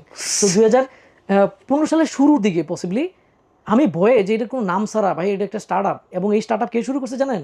ডালাস কাউবয়ের যে আগের যে ফর্মার কোয়ার্টারব্যাক টনি রোমো। আপনি $80 মানে 8,000 টাকা, বর্তমান টাকায় 8,000 টাকা। হ্যাঁ, ঘন্টায় 8,000। হ্যাঁ, আরও বেশি। হ্যাঁ। তো আপনার ওই স্টার্ট আপ শুরু করছে কে, ফান্ড করছে কে? ডালাস কাউবয়ের কোয়ার্টারব্যাক টনি রোমো। আপনি হয়তো ভাবতে পারেন যে রিয়াল মাদ্রিদ, বার্সেলোনা ওরা হয়তো দামি ক্লাব। নো, পৃথিবীর সবচেয়ে ভ্যালুয়েবল ক্লাব হচ্ছে ডালাস কাউবয়। আপনি আজকে গুগল করে দেখতে পারেন। আমি জানি না, যদি আমি আমিও জানতাম না। আমি একবার যে সার্চ দিয়ে দিই যে ডালাস কাউবয় হচ্ছে পৃথিবীর সবচেয়ে বেশি টাকার মালিক ক্লাব। ওই যে টিম কাউবয়ের ফর্মার যে quarterback Tony Romo, big famous name, সে হচ্ছে ওই স্টার্ট আপকে ফান্ড করছে। তা আমি শিকাগো থেকে আমার বউ বাচ্চা রাইখে আমি ড্রাইভ করে আসছি, আইসা আমি খুঁজতেছি এই অ্যাড্রেসটা কারেক্ট কিনা, নাকি আমার কিডনি সেল করে দিব, ভয়ে যে এত টাকা দিয়ে আনছে, $80 করে পার আওয়ার। আমি আসছি দেখি যে না, অফিসটা রিয়েল। পরের দিন গেছি, কাজ শুরু করছে। iOS-এর যে অ্যাপটা বানাইছে তারা $1.2 মিলিয়ন চার্জ করছে কানাডা থেকে, আর আমি মানে 3 মাসের মধ্যে অ্যান্ড্রয়েড অ্যাপটা আমি একা বানাইছি। আমার এই কাজের ডেডিকেশন দেখে ওদের যে সিআইও ছিল আলফ্রেডো হচ্ছে প্রতিবার আমি 40 ঘন্টা সাইন করতে গেলে 10-20 ঘন্টা সে এক্সট্রা লেগে সাইন করে দিত। এবার দেখেন আমার টাকা কি পরিমাণ ইয়ে করতেছে, জ্যামিতিক প্রোগ্রেস তো নিশ্চয়ই প্রতি সপ্তাহে এটা হইতেছে। হু প্রতি সপ্তাহে সেরকম 10-20 ঘন্টা এক্সট্রা লিখে আমারে সাইন করে দিতেছে, আমি টাকা পাইতেছি। একজন এমপ্লয়ি এই কোম্পানির যে সিইও ছিল রব ওয়েসলার তার ডালাস এটিএনটি যে স্টেডিয়াম ওইখানে স্পেশাল সুইটসে বসে খেলা দেখবে, দ্যাট ওয়াজ মি। এবং আমি যখন ওদের ওই গাড়ি তুলছি, ভাই এটা গাড়ি না, এটা একটা পার্টি প্লেস, ওরা ড্রিঙ্কস করতেছে আমাদের, আমি তো শরম পাই যে সিইও আমার ড্রিঙ্কস করতেছে। এবং সে হচ্ছে অলরেডি একটা স্টার্ট আপ $250 মিলিয়ন সেল করছে ওই সময় রব ওয়েসলার। He is a like serial entrepreneur. তো আমারে ওইটা দিয়ে নিয়ে গেছে স্পেশাল সুইটসে আপনি যখন যান, প্লেয়াররা যেখানে এসে নামে আপনার গাড়ি ওই জায়গায় এসে থামে, মাটির নিচে দিয়ে আসে, দরজা খুলে যারা লিওনেল মেসি নামছে আমিও গিয়ে নামছি। লিওনেল মেসির সাথে কিন্তু আমার এই হ্যান্ডশেক হয়েছে, বুঝতে পারছেন? ওই খেলাতে খেলা ছিল আর্জেন্টিনা ভার্সেস মেক্সিকো। আমি সাইড লাইনে দাঁড়ায় খেলা দেখছি। স্পেশাল সুইটস তো আলাদা ভিআইপি রুম আছে, আপনার চিকেন রান্না করে মেয়ের আইনা আমাদেরকে দিতেছে, ড্রিঙ্কস খাইতেছে, চিকেন খাইতেছি, খেলা দেখতেছি মাঠের মধ্যে। আমি এত পরিশ্রম করছি। একবার প্রথম যখন আমরা অ্যাপটা লঞ্চ করি, রাতের বেলা লঞ্চ করছি, হঠাৎ করে আমি চেক করতেছি এটা কাজ করি কিনা। সবাই তো ঘুমে রাতের 1টা বাজে, দিয়েছে কাজ করে না। আমি পুরা এটাকে আবার ঠিক করে রাতে 4টার সময় ডিপ্লয় করে ঘুমাইতে গেছি। সকালবেলা ওইটা পুরো কোম্পানি কেউ জানে না যে এখানে একটা বড় প্রবলেম ছিল, এটা ফিক্স করে already up and running in the morning. তো ওরা খুবই ইমপ্রেস ছিল। তারপরে এক পর্যায়ে একটা স্টার্ট আপের একটু মানে ওদের প্রবলেম হয় ফান্ডিংয়ে, স্টার্ট আপটা বন্ধ হয়ে যায়। ওই স্টার্ট আপের যে সিএমও ছিল সে হচ্ছে আপনার এই নেদারল্যান্ডের অথবা বেলজিয়াম, আই থিঙ্ক নেদারল্যান্ডের আন্ডার-19 যে সকার টিম, ওই টিমের প্লেয়ার ছিল। সে আমার কোম্পানি বন্ধ হয়ে গেছে, কিন্তু সে আরেকটা কোম্পানিতে ফোন দিয়া ওই কোম্পানির এক সিইওরে জানাইছে, বিপিরে জানাইছে যে হেই জেমস, আমার এখানে একটা ভালো ইঞ্জিনিয়ার আছে, তুমি চাইলে নিতে পারো, আমরা তো সবটা ক্লোজ করে দিচ্ছি। জেমস রাতের 1:04 বলছে যে hey Umar, you wanna come tomorrow morning at 8 AM? আমি শিওর। ওই রাতের বেলায় রিপ্লাই দিয়েছি, সকালবেলা অফিসে গিয়ে হাজির। সে ইন্টারভিউ নিছে, ইন্টারভিউ নেওয়ার পরে সে আমার ওইখানে অন দ্য স্পট, ওরা কোয়ালিটিকে ভ্যালু দেয়। হ্যাঁ on the spot, search the quality actually. হ্যাঁ অন দ্য স্পট সে আমার হায়ার করে ফেলছে।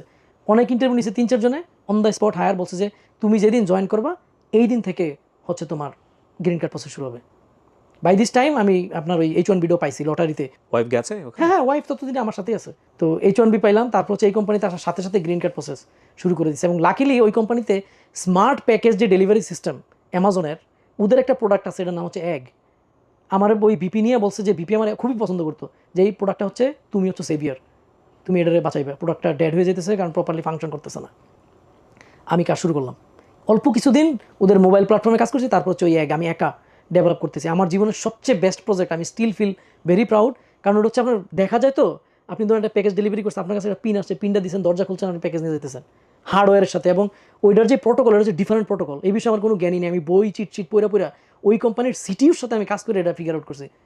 এবং কোম্পানিটা কিন্তু ছোটো না, 6,000 এমপ্লয়ি, তখনকার সময় মার্কেটে $4 বিলিয়ন একটা পাবলিক কোম্পানি।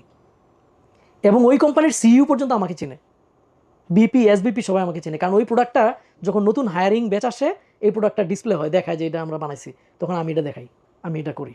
কিছু কি হয়েছিল, বাট ইঞ্জিনিয়ার হিসেবে আই ওয়াজ সিঙ্গেল হ্যান্ডলি। এবং আমার আমার লিঙ্কডইন প্রোফাইলে যদি যান, ওইখানে একটা পিকচার আছে আমার, ওই যে আমি সকার পছন্দ করি, ফুটবল সাইন করা, আমেরিকান জার্সি সহকারে, ওইখানের যে এসবিপি কিম্বারলি ল্যাং, সে আমার ওইখানে ছবিতে আছে। সে এখন একটা কোম্পানি সিইও হয়ে গেছে। ওইখানে ওরা আমার গ্রিন কার্ড প্রসেস ডিলে হওয়ার কারণে একটা অডিট হয়েছিল। আমি অডিট হতে আমি রাগ হয়ে আমি বাইরে চলে আসছি যে ওরা মনে হয় কোনো একটা গন্ডগোল করতেছে, নাহলে আমি এখানে অডিট পেলাম। তখন এই কিম্বারলি ল্যাং আমার একটা সেলফোনে টেক্সট করছে যে তুমি আমার মেসেজটা যখন পড়বা, আমি চাই তুমি আমার অফিসে। আমি গুরান দিয়া গাড়িটা হাইওয়ে উঠে গেছিলাম, ইউটার্ন নিয়ে, পরে ওইখানে গেছি। যাওয়ার পরে সে একটা মিটিংয়ে আমি যখন ঢুকছি, সে বলে যে hair is my magic man. তো বলছে যে তোমার আরেকবার অ্যাপ্লাই করতে হবে, আমি এখনই চেক লিখে দিয়েছি, আবার অ্যাপ্লাই হবে। এবং জেমস ও বলছে যে যদি কোনো সপ্তাহে ওমরের গ্রিন কার্ড প্রসেসের কোনো আপডেট না থাকে, তাইলে আপডেট দিতে হবে, নো আপডেট, বাট আপডেট দিতেই হবে। এইচআররা জানে সেটা ম্যান্ডেটরি। তখন আমার স্যালারি হচ্ছে পার ইয়ার $116,000, সব কিছু স্টকমক মিলাইয়া $1,30,000 মতো পার ইয়ার। নিয়ার অ্যাবাউট 2-1.5 কোটি। গ্রিন কার্ড পাওয়ার পরে 6 মাস আপনার ওয়েট করা উচিত। আমি এক্স্যাক্টলি 6 মাস ওয়েট করে আমি অ্যাপলে জয়েন করি। Apple. Oh it's a big jump. It's a big jump. এবং অ্যাপলে আমি নর্মাল জায়গায় আমি কাজ করি না, আমি ওদের একটা special project SPG, special program group, হ্যাঁ স্পেশাল প্রজেক্ট গ্রুপ, সরি, আমি এসপিজিতে কাজ করি। ওইখানে একটা সিক্রেট প্রজেক্ট চালাই, এটা একটা রিউমার, যদিও এটা পাবলিক, বাট আমি ডিসক্লোজ করবো না। ওইটার সিকিউরিটি লেভেল এমন ছিল যে আমি বাথরুমে গেলে পুলিশ যেত, মানে যেটা করে ওদের নেক্সট প্রজেক্ট কি আসতেছে এটা নিয়ে কোনো কেউ যেন না জানে। ওকে। ওই বিষয়ে আপনি আপনার ম্যানেজারের সাথেও ওই বিল্ডিং এর বাইরে এসে কথা বলতে পারবেন না। ওইখানে আপনি কাজ করছেন? হ্যাঁ, ওই প্রজেক্টে আমি কাজ করছি। কতদিন কাজ করেছেন ওখানে? ওইখানে প্রায় 1 বছরের মতো, মানে 9 মাস 10 মাসের মতো। আমার পাশে প্রথম দিন আমি যখন আমার ম্যানেজারের সাথে আউটডোরে গিয়ে বসছি, আমি আসছি অফিসে, রাইট, আমার ফার্স্ট ডে। আমি যখন বসছি, পাশে একজন লোক বসে আছে, তাকে দেখি যে ও তো ইয়ান গুডফেলো, যাকে বলা হয় father of artificial intelligence. AI এর যেই অ্যালগোরিদমটা সবচেয়ে প্রমিনেন্ট, জ্ঞান জেনারেটিভ অ্যাডভার্সারিয়াল নেটওয়ার্ক, ওইটা হচ্ছে এই ইয়ান গুডফেলো ডেভেলপ করছে। এবং সে তখন ড্রাঙ্ক ছিল, একটা বারে বসে বসে বন্ধুদের সাথে গল্প করছে যে এটা মনে এভাবে কাজ করতে পারে, কেউ বিশ্বাস করে না। ড্রাঙ্ক অবস্থায় পুরো রাত্রে কোড লিখছে, ইট ওয়ার্কস। ইয়ান গুডফেলো আমার পাশে বসা, এবং সে আমার টিমে ছিল। মানে ও তো আরো বড় পোস্টে, বাট আমার অর্গের মধ্যে। পরিবেশ মানুষকে কোথায় নিয়ে যেতে পারে? আমি ওরে দেখে আমি ইয়ান গুডফেলো কারণ আগের দিন রাতে হচ্ছে ওর পডকাস্টটা আমি দেখছি। ওকে, বলে যে আমি তোমার সাথে একটা ছবি তুলতে চাই, আমি ম্যানেজারের কথা ভুলে গেছি।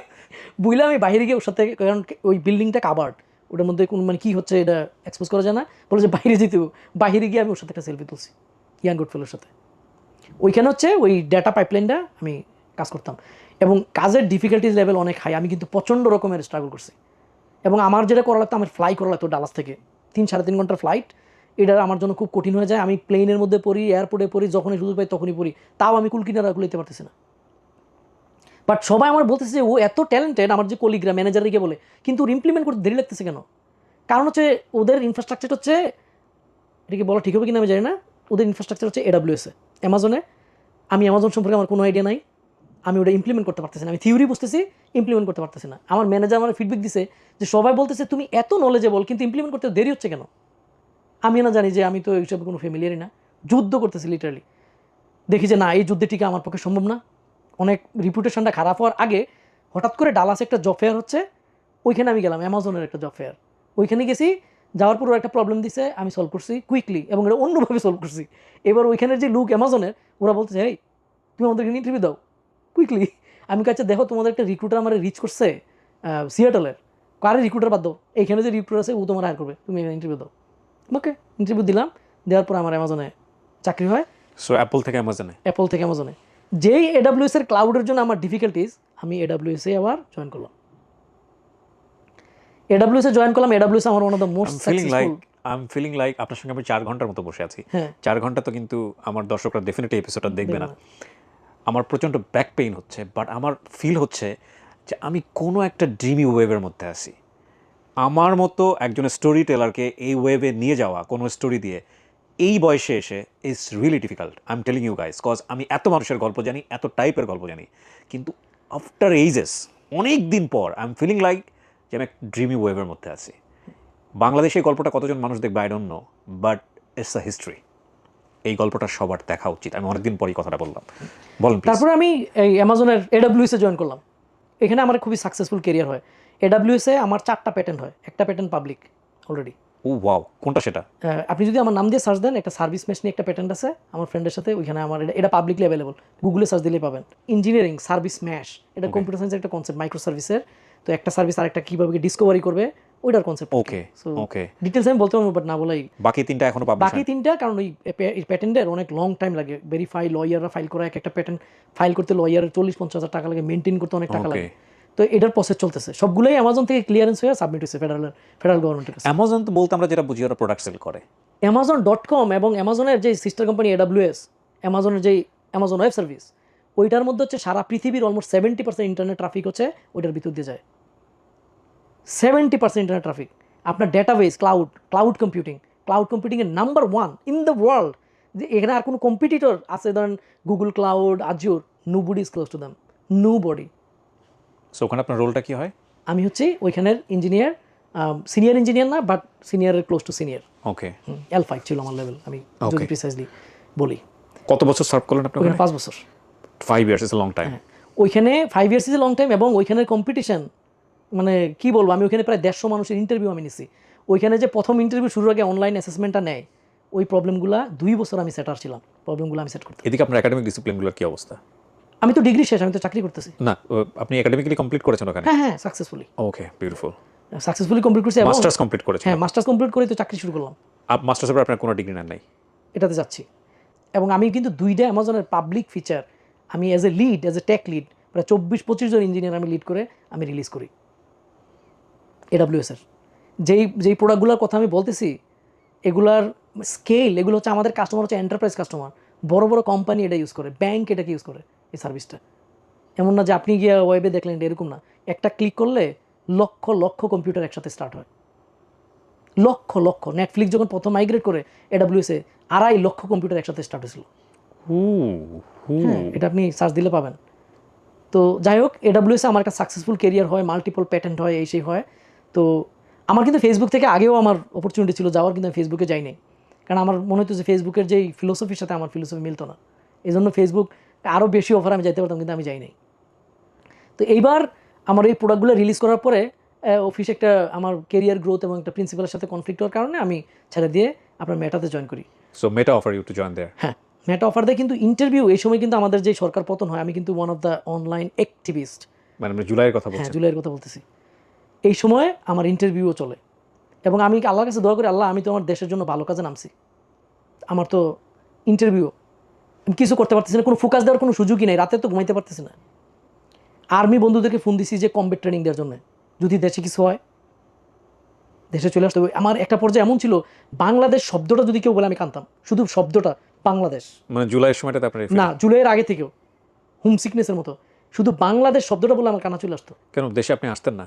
আমি প্রথম আসছিল 2019 সালে গ্রিন কার্ড হওয়ার বয়ে, কারণ আমি যদি আসি আবার যদি ভিসা রিনিউ করতে আমি যদি আটকা পড়ি, আমি তো গরিব ছেলে, আমার কি হবে? এরপর আপনি আসেন নাই? আমি আসি নাই। 2019 সালে আমি প্রথম গ্রিন কার্ড নিয়ে আমি বাংলাদেশে আসি। বাই দিস টাইম আমার ওয়াইফ কিন্তু আসা যাওয়া করতেছে, সব কিছু করতেছে, কিন্তু আমি আসি না ভয়, কারণ আমি তো প্রাইমারি অ্যাপ্লিকেন্ট, যদি কোনো কারণে ভিসা জটিলতা হয়। ওকে। এবং এরকম জটিলতায় পড়ছে আমার পরিচিত ফ্রেন্ড অনেকেই আছে যে কারণে আপনি আসতেন না। যে কারণে আমি ভয় আর আসতাম না। জি, তো মেটার কথা বলছিলেন আপনি? হ্যাঁ, তো মেটাতে প্রায় 12 রাউন্ড মনে হয় আমার ইন্টারভিউ হয় টোটাল। তো as a programmer? As a programmer. ওইখানে তো শুধু অ্যালগোরিদম, ডাটা স্ট্রাকচার জিজ্ঞাসা, কম্পিউটার সায়েন্সের কোড জিনিস, প্রবলেম দিবে, আপনি কোড লিখবেন, হইলে পাস, নাইলে ফেল, স্ট্রেইট এরকম। তো আমার চাকরি হয়। তো আমি এখন হচ্ছে আপনার ওই মেটার অ্যাডস যে আপনারা দেখেন, এই অ্যাডসটা যে আসে আপনার পার্সোনালাইজড অ্যাডস, ওইখানে কী পরিমাণ এআই এবং মেশিন লার্নিং চলে সেটা আমার জন্য কল্পনার বাইরে ছিল, আমি যখন জানতে পারি। তো আমি হচ্ছে ওইটার এফিসিয়েন্সি গেইন করতেছি, এটা হচ্ছে আমার কারেন্ট রুল। সো আপনি জয়েন করলেন কবে মেটাতে? ডিসেম্বরে। এই জাস্ট ডিসেম্বরে? হ্যাঁ, এই যে সো এটা তো প্রায় 6 মাসের মতো হয়ে গেল, 6 থেকে 7 মাস। আচ্ছা, আপনার হাতে যে গ্লাসটা আছে, হ্যাঁ, এটা তো অলরেডি আমরা মার্ক জাকারবার্গের কাছে দেখেছি। আচ্ছা, আমি জানি না বাংলাদেশে হয়তো অনেকেই দেখেছেন, but for the first time আমি এই গ্লাসটা দেখলাম, যেটা আপনি একটু বলেন, ডিসক্রাইব করেন, একটু দেখান সবাইকে। এটা আপনার হচ্ছে রেবান গ্লাস, এটা উপর হাতে মেটার সাথে রেবানের একটা কন্টাক্ট করে, এটার মধ্যে ধরুন আপনার আর্টিফিশিয়াল ইন্টেলিজেন্স আরো ক্যাপাবিলিটি দেওয়া আছে। তো এখানে হচ্ছে আপনার যে দুইটা ক্যামেরা, আপনি যদি একে কমান্ড দেন যে মেটা স্টার্ট রেকর্ডিং, সে ভিডিও রেকর্ড শুরু করবে, ক্যাপচার বললে ফটো তুলবে, আপনি কোন দিকে তাকায় বা আপনার দিকে তাকায় আমি যদি এখন বলি যে তুমি কি দেখতেছো, সে বলবে যে এরকম অন্ধকার একটা রুমের মধ্যে এরকম ব্ল্যাক ওয়াল, একজন মানুষ বসে আছে, পসিবলি তোমরা এই ডিসকাশন করতেছো, এই যে ক্যামেরা দেখে। সো এটা তো আলটিমেটলি ভিশন দেয় না, কোনো ভিশন দেয় না, কোনো জাস্ট অডিও দিচ্ছে, রেকর্ড হচ্ছে, আপনি ফোন চাইলে ফোন রিসিভ করতে পারবেন, কথা বলতে সো এটা একটা মেটার প্রোডাক্ট, রাইট? এটা একটা মেটার প্রোডাক্ট, মেটা এবং রেভেনের কম্বিনেশন একটা প্রোডাক্ট। সো এরকম আরো অনেক কিছু নিশ্চয়ই মেটা আনতেছে, মেটা ইজ হিউজ। অনেক প্রোডাক্ট আসতেছে, এমনি ওই যে ওকিউলাস হেডসেট, এই আর অনেক কিছু আছে। ওকে। সো আপনি 6 মাস হলো মেটার একজন প্রকৌশলী? হ্যাঁ, মেটার একজন প্রকৌশলী। মেটার সব প্রকৌশলী টাইটেল হচ্ছে সফটওয়্যার ইঞ্জিনিয়ার, এই জন্য আমার লেভেলটা বললাম না, বাট আমি ভেরি গুড লেভেলে আছি আলহামদুলিল্লাহ, আল্লাহ পাক আমাকে রাখছেন, ভালো কাজ করতেছি, এবং কয়েকটা প্রজেক্ট এখন আমার কাঁধে, অনেক বিশাল বড় অ্যামাউন্টের, ধরেন আপনার 20 মিলিয়ন প্লাস মানি আমাকে সেভ করতে হবে, এরকম রেসপন্সিবিলিটি। তো এটা আমি এখন how much you earn per year? আলহামদুলিল্লাহ, পাবলিকলি বলাটা একটু জানতে চাই এই কারণে যে আমি একটা সহজ এক্সাম্পল দিই। জি, আপনি আমাদের যে এন্ট্রি লেভেল ইঞ্জিনিয়ার, তাদের স্যালারি হচ্ছে L3, জাস্ট কলেজ শেষ করে ঢুকছে, তাদের হচ্ছে $250,000 পার ইয়ার। আমি যা স্যালারি করতে বলছি পার ইয়ার। L4 যারা L4-এ জয়েন করছে, আমি ব্যক্তিগতভাবে চিনি 350,000-এর মতো, 330 to 350। যারা L5 এবং এগুলো একটা ওয়েবসাইট আছে levels.fyi, ওইখানে গিয়ে সার্চ দিলে সবাই দিতে পারবে। আর যারা L5 তাদের হচ্ছে 460 থেকে আপ টু 600-700K পার ইয়ার। যারা L6, হ্যাঁ, এটার মধ্যে আবার ওই যে RSU স্টকটা যে এত পরিমাণ বাড়ে, এইটা হচ্ছে খুব ইন্টারেস্টিং আর কি। তো L6 যারা E6 তারা হচ্ছে আপ টু 1.2 মিলিয়ন। আপনি কোন লেভেলে জয়েন করেছেন? আমি ওই যে লেভেলটা যেহেতু মেটা মেনশন করে না, এটা প্রাইভেট রাখে, এই জন্য আমি আমার লেভেলটা বলতেছি না, বাট আমি অফকোর্স আমি নিচের দিকে না, আমি উপরের দিকে, জাস্ট এইটুকুই বলে দিলাম। ওকে, হ্যাঁ, আলহামদুলিল্লাহ। তো যার একটা শার্ট ছিল না পরার, এখন এগুলো একজন মেটার প্রোগ্রামার, এবং মেটা তো আপনারা নিশ্চয়ই বুঝতে পারছেন, ফেসবুক, ইনস্টাগ্রাম, হোয়াটসঅ্যাপ, মার্ক জাকারবার্গের মেটা। এবং আমার কলিগদের মেটা নিয়ে আমার অনেক কমপ্লেন, তো এই কমপ্লেন আসলে আমার এই ফারুক ভাইকে বলে কোনো লাভ হয় না, কিন্তু মেটার একজন এমপ্লয়ের আমি ইন্টারভিউ করছি। মাশাআল্লাহ মাশাআল্লাহ। ওকে, আপনার বাড়ির কি অবস্থা? আমি ওই আপনার গল্পের কন্টিনিউটা আসে আমার বাবা বা ফ্যামিলিদের কি অবস্থা? আপনার বাবা তো বেঁচে আমি আছেন। একটু জি, শেষ sure. করে নিই। মেটাতে আমি কাজ করি, এটা one of the most difficult company to get A job. Definitely. আমার কলিগ যারা, আমি খুব প্রাউড ফিল করি। কী কারণে ফিল করি? আমার সামনে যে বসে, নাম হচ্ছে টনি, সে হচ্ছে ইউনিভার্সিটি অফ নটরডেম থেকে পিএইচডি, এক্স গুগল স্টাফ, সে গুগলের 7 বছর ছিল, সে আমার কলিগ। আমার ডান পাশে যে বসে ইয়াওশা, তার যে প্রফেসর পিএইচডির সময়, সে নোবেল লরিয়েট, ক্যালটেক থেকে পিএইচডি। ক্যালটেকের নাম হয়তো অনেকে জানবে না, কারণ হচ্ছে এটা খুব প্রসিদ্ধ না, কিন্তু ক্যালটেক কিন্তু মনে হয় one of the top university যেখানে সবচেয়ে বেশি নোবেল লরিয়েট তাদের। এবং আমেরিকার যে নিউক্লিয়ার বোম বানাইছে সেকেন্ড ওয়ার্ল্ডের সময়, ওই ইউনিভার্সিটির প্রফেসররা কিন্তু ডাইরেক্টলি কন্ট্রিবিউট করছে এখানে।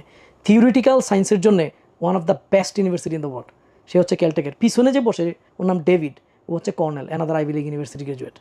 বাম পাশ হচ্ছে জানালা, মাঝে মাঝে মনে হচ্ছে জানালা দিয়ে পড়ে যেতে হবে। এই হচ্ছে আমার কলিগদের কোয়ালিটি। তো এতদূর আসার পরে রিসেন্টলি একটা বাংলাদেশি মেয়ে বুয়েটের জয়েন করছে আমার পাশে বসে। তো সে আমার বলছে, আচ্ছা ভাইয়া আপনি এত কিছু করছেন, আপনার কি ফেল টিল নাই? আমি কি ফেল করছি, বুয়েটে চান্স পাই নাই? এটাই ফেল। আরে ভাই এটা আপনি বন্ধ করেন, অন্য কিছু বলেন। হ্যাঁ, তো আর আপনি যে আমার স্টাডি নিয়ে বলছেন, রাইট? এরপর আমি স্ট্যানফোর্ডে আমি ওইখান থেকেও গ্র্যাজুয়েট কোর্স নিয়েছি। ইচ্ছা ছিল ওইখানে পিএইচডি করার, বাট ওই পিএইচডিটা আমার ওইখানে আর পার্সু করা হয় নাই। এখানে আরেকটা সাউদার্ন মেথডিস্ট একটা ইউনিভার্সিটি আছে, they even offer me just, তোমার কোনো কোর্স কিচ্ছু করা লাগবে না, আমাদের ল্যাবের ছেলেরা যে ড্রিম দেখে, that's you already fulfilled, you just come do some research, get the PhD. আমার সাথে কমিউনিকেশন হয়েছে ওই ডিপার্টমেন্টের হেডের। That's the state. ওয়াও। আর আপনি আমার পরিবারের কথা জানতে চাইছেন, তো আমি এখানে একটু টপিকটা চেঞ্জ করি। আমার এখন আমেরিকাতে বাড়ি হয়েছে, আমার মাল্টিপল গাড়ি আছে। মাশাআল্লাহ। এবার আমার গ্রামের আমার একজন চাচা, সে বলতেছে যে আমাদের গ্রামের একটা ছেলে অডি চালায়, তো গাড়ি হয়েছে, বাড়ি হয়েছে, মাল্টিপল একটা অ্যাপার্টমেন্ট আছে, একটা নিজের বাড়ি আছে। আব্বা আমার আমি গত বছর আমেরিকা নিছি, তা আমি যখন গাড়ি চালাই ওডি, আমার আব্বা শুধু খালি কান্দে। আব্বা এখনও এখন সোশ্যাল অ্যাক্টিভিটিসের সাথে জড়িত, আব্বা শুধু কান্নাকাটি করে যে আল্লাহ আমার মানে কোন জায়গায় আনছো, আমার ছেলে গাড়ি চালায়, আমি গাড়িতে বসে রয়েছি, প্রচণ্ড রকমের হ্যাপি। পরিবারে হচ্ছে আমি প্রথম যে কাজটা করছি, আগে আমি আমার আব্বা মরু যে আমার ভাঙাঘর, সেই ভাঙাঘর চেঞ্জ করে আমেরিকাতে, আপনি চিন্তা, যখন আমি ঘরটা করি 2015 সালে, গ্রামে হাইকমোড কী জিনিস এটা চিন্তাই করতে পারেন। আমি কিন্তু পুরো আমেরিকান স্টাইলে হাইকমোড, এয়ার কন্ডিশন, যাতে আমার বাপ মা ফিল না করে যে আমেরিকা আমার প্রতি কত কিছু ফেসিলিটি বুক করে, ওইটা আমি ম্যাচ করে দিছি। আমার বাড়ির সামনে একটা নদীর বাঁধ আছে, পায়ে যেন কাদা না লাগে, একদম বাঁধ থেকে পুরো বাড়ি পর্যন্ত আমি রাস্তা করে দিছি, আমার বাবা মার যেন কোনো কমপ্লেন, কষ্ট না থাকে। আমেরিকা যে আমি বাড়ি করছি, আমি বলছি যে জেনারেলি আমেরিকান বাড়িগুলোতে একটা মাস্টার বেডরুম হয়, তো সেই মাস্টার বেডরুম তো আমার, তাহলে আমার আব্বা আম্মা আসলে মনে মনে ভাবতে পারে ছেলে একটা মাস্টার বেডরুমে কত লাক্সারিভাবে থাকে। আমি 2টা বানাইছি ওই বাড়িতে, যে আমার আব্বা আম্মা একটা থাকবে, আমি একটা থাকবো। আর আমার ওই যে ছোটো ভাই, আমার ছোটো ভাই কিন্তু আমার বউয়ের সাথে ছিল, আমার আব্বা আম্মা দূরে কাজ করে। আমার এই জিনিসটা আমাকে সবচেয়ে বেশি কষ্ট দেয়, যে সে তো আব্বা আম্মা ছাড়া ছিল। সে আমার ওয়াইফ যখন যায়, তখন সে একটা ফেসবুকে স্ট্যাটাস দিয়ে, কারণ তখন তো টাইম অনেক হয়ে গেছে, একটা মানে খুব হৃদয় বিদারক একটা স্ট্যাটাস দিছিল যে আমার মা হচ্ছে আমার এই ভাবি। এবং এখনও আপনি যদি পোস্ট করেন, রিসেন্টলিও আমাদের ম্যারেজ অ্যানিভার্সারিতে একটা স্ট্যাটাস দিছে, তাইলে আপনি বুঝতে পারবেন যে আমি ডালাই করে না ওর স্কুলের ফিটা দিছি, যে পড়াশোনা থামানো যাবে না। আমার বাড়ির পাশে মসজিদ হয়েছে, মাদ্রাসা হয়েছে, এতিমখানা হয়েছে, কত মানুষের বিয়ে, অসুস্থ, সব জায়গায় আমার কোনো না কোনো ট্রেস আমার আছে। এবং একটা ট্রেস হচ্ছে আপনার এই রাজীব, যার থ্রুতে আপনার সাথে আমার কানেকশন। রাজীব কোনটা? ওই যে আপনার রাজীব এপিসোড আপনি করছিলেন, 2 হাত 2 পা নাই, ওইখানে আমি একটা বিগ কন্ট্রিবিউশন করছিলাম, ওই থ্রুতে হচ্ছে আপনার সাথে আমার প্রথম কমিউনিকেশন হয়। এই রাজীব, এইবার আপনার রাজীবের এপিসোডটা জানেন কিনা? ওই ইলেকট্রিসিটি সারতে গিয়ে আপনারা দেখেন, এটা লাইভে আছে বোধহয়, আসছিল কিন্তু আমাদের এখানে হেল্পের জন্য। ওই শর্ট খায়া হচ্ছে হলো 2 হাত চলে যায় বোধহয়, 2 হাত এবং 2 পা, কিন্তু ওর স্বপ্ন ছিল লেখাপড়া করবে। আপনি রাজীবকে বিগ অ্যামাউন্টে হেল্প করছি। এবং সে এখন কি আছে ওই রাজীবের? সে 5 বছর ধরে আমাকে খুঁজছে, কারণ আমি তো দিছি ভুলে গেছি, আপনার সাথে আমার ইমেল এসে, আপনি বলছেন একদিন আসলে আপনার গল্পটা শুনবো, এটুকুই শেষ। সে কিন্তু আমার 5 বছর ধরে খুঁজছে। রিসেন্টলি সে আমার একটা মেসেজ দিছে, আমি ওর স্প্যাম ব্লক করে দিছি। সে আমার ভাইয়ের মেসেজ দিছে যে ভাইয়া তো আমার ব্লক করে দিচ্ছে, আপনি একটু বলেন। ও আমার ভাই আমার ফোন দিছে, তারপরে আমি ওরে কল দেওয়ার সাথে বলে, ভাই আমি রাজীব, আমার ওই যে 2020 সালে আপনি হেল্প করছিলেন। এবং সে বলে যে আপনার সাথে দেখা করাটাই হচ্ছে আমার জীবনের ঈদ, আমি শুধু আপনার সাথে দেখা করতে চাই। তাই আমি বলি ঈদের আগের দিন আসো না। সে বলতেছে ভাই আমি রাতে আমি ঘুমাইতে পারতেছি না শুধু আপনার সাথে দেখা করার জন্য। তারপর আমি বলি আজকে আমি বাড়িতে আছি, তুমি আসো, কিন্তু আসবা কীভাবে? বাজার দিয়ে আসো। বলে যাবে আপনি যদি বলেন দিল্লি দিয়ে আসতে, আমি দিল্লি দিয়ে আসবো। সে পরে লোকজন নিয়ে, সে তো চলাফেরা করতে পারে না। আমার আব্বা লুঙ্গি এর কোমরে বাইন্দা ঠেইলা ওর অটোরিক্সা আমার বাড়িতে আনছে, তারপর 2-3 জনে ধইরা বাড়িতে নামাইছি। এবার সে বলে ভাই আমি তো আসছি আপনার সাথে দেখা করতে, আমি তো টাকা নিতে আসি নাই। তারপরে আমি কি তুমি আমার ভাই বলছো না? জোর করে আমি 20,000 টাকা ওর ঈদের সালামি আমি দিয়ে দিছি। এইবার রাজীব, তখন আমি ওই যে ছবি পাঠালাম যে ভাই রাজীব তো আমার সাথে দেখা করতে আসছে। তারপরে আমার গ্রামের 2টা ছেলে, তাদেরকে আমি প্রাইভেট ইউনিভার্সিটিতে পড়াইছি। আমি একদম একটা প্রশ্ন করে অনুষ্ঠানটা শেষ করতে চাই, মানে আপনি আপনার অতীত মনে করেন না এই আজকের দিনে বসে? সিরিয়াসলি মনে করি, এবং এই জন্যই হচ্ছে আমি সব লেভেলের মানুষের সাথে আমি মিশার চেষ্টা করি। এবং এই যে আজকেও ফেসবুকে একজনে আমার সাথে দেখা করে লিখছে যে এই ভাইয়ের তো কোনো রকমের অহংকার নাই। আমি যারা গল্পটা শেষ পর্যন্ত দেখেছেন তাদেরকে আমি বলবো আপনাদের একটা দায়িত্ব আছে। দায়িত্বটা হচ্ছে আরও 10 জন মানুষকে দেখান, যেসব ছেলে মেয়েদের দ্বারা উন্নতি হওয়া সম্ভব তাদেরকে দেখান, জীবন থেকে 2টা ঘন্টা সময় চেয়ে নিয়ে দেখান। আমাদের এই ব্র্যান্ডিং বাংলাদেশের এপিসোডগুলো মানে এগুলো যে এক একটা মাইল ফলক। আপনি সারা জীবন একাডেমিক্যালি পড়াশোনার জন্য যে পরিমাণ সময় ব্যয় করবেন, তার 1% সময় যদি আপনি এই সব মানুষদের গল্প জানার জন্য ব্যয় করেন, আপনার এনার্জিকে যে পরিমাণ বুস্ট করবে সেটা অভাবনীয়। আপনি আজকের এই এপিসোডটা অবশ্যই নিজে দেখবেন, আরও 10 জন মানুষকে দেখাবেন। ফারুক ভাই, আমার অসাধারণ সময় কেটেছে, এবং আমার মনে হয় যে আমি বলবো যে আমার আপনার এপিসোডে বসে আমি একজনের কথাই মনে পড়ছিল, সেটা হচ্ছে রকমারি.com-এর সোহাগ। আপনি সোহাগ ভাইকে হয়তো বা চিনবেন, মাহমুদুল হাসান সোহাগ। আপনি যে তোমার ব্র্যান্ডিং বাংলাদেশে দেখেন, সোহাগের যেই কোচিংয়ের যে স্টুডেন্ট, ওই স্টুডেন্টকে আমি অ্যামাজনে ইন্টারভিউ লুপেছিলাম হায়ারের জন্য। ওকে, সো এই ফ্যাক্ট হচ্ছে যে সোহাগের এপিসোডটা আমি যেদিন শুনি, হ্যাঁ, সো এটা ছিল একদম পিন অফ সাইলেন্স জার্নি। সোহাগের এপিসোডটাতে আমি খুব একটা ব্লেড চালাতে পারি নাই, এবং সোহাগ যতক্ষণ বলেছে ততক্ষণ I was like out of the world, শুধু সোহাগের মধ্যেই। ওইটার পরে আমাকে আপনি একটা ওই রকম ফিলের মধ্যে দিয়ে নিয়ে গেলেন। এর মাঝখানের স্টোরি যেগুলো আসছে, with due respect, okay fine, this is a good story, but আমাকে এই ফিলের মধ্যে দিয়ে নিয়ে যাওয়া ইজ রিয়েলি ডিফিকাল্ট, কারণ আমি এত মানুষের জার্নি জানি, এত মানুষের স্টোরি জানি। দ্যাটস আ ওয়ান্ডারফুল স্টোরি, এবং আমি বিশ্বাস করি এটা with the name of almighty Allah, আপনার এই গল্প যারা আজকে মনোযোগ দিয়ে দেখছে তাদের জীবনে অনেককেই হয়তোবা পরিবর্তন করে দেবে আপনার এই গল্পের মধ্যে দিয়ে। Thank you so much. আপনি অনেক ভালো থাকেন, অনেক ভালো কিছু করেন, এবং আপনাকে অনেক ধন্যবাদ জানাই আমাদেরকে সময় দেওয়ার জন্য। থ্যাংক ইউ ভাই, থ্যাংক ইউ সো মাচ। আসসালামু আলাইকুম।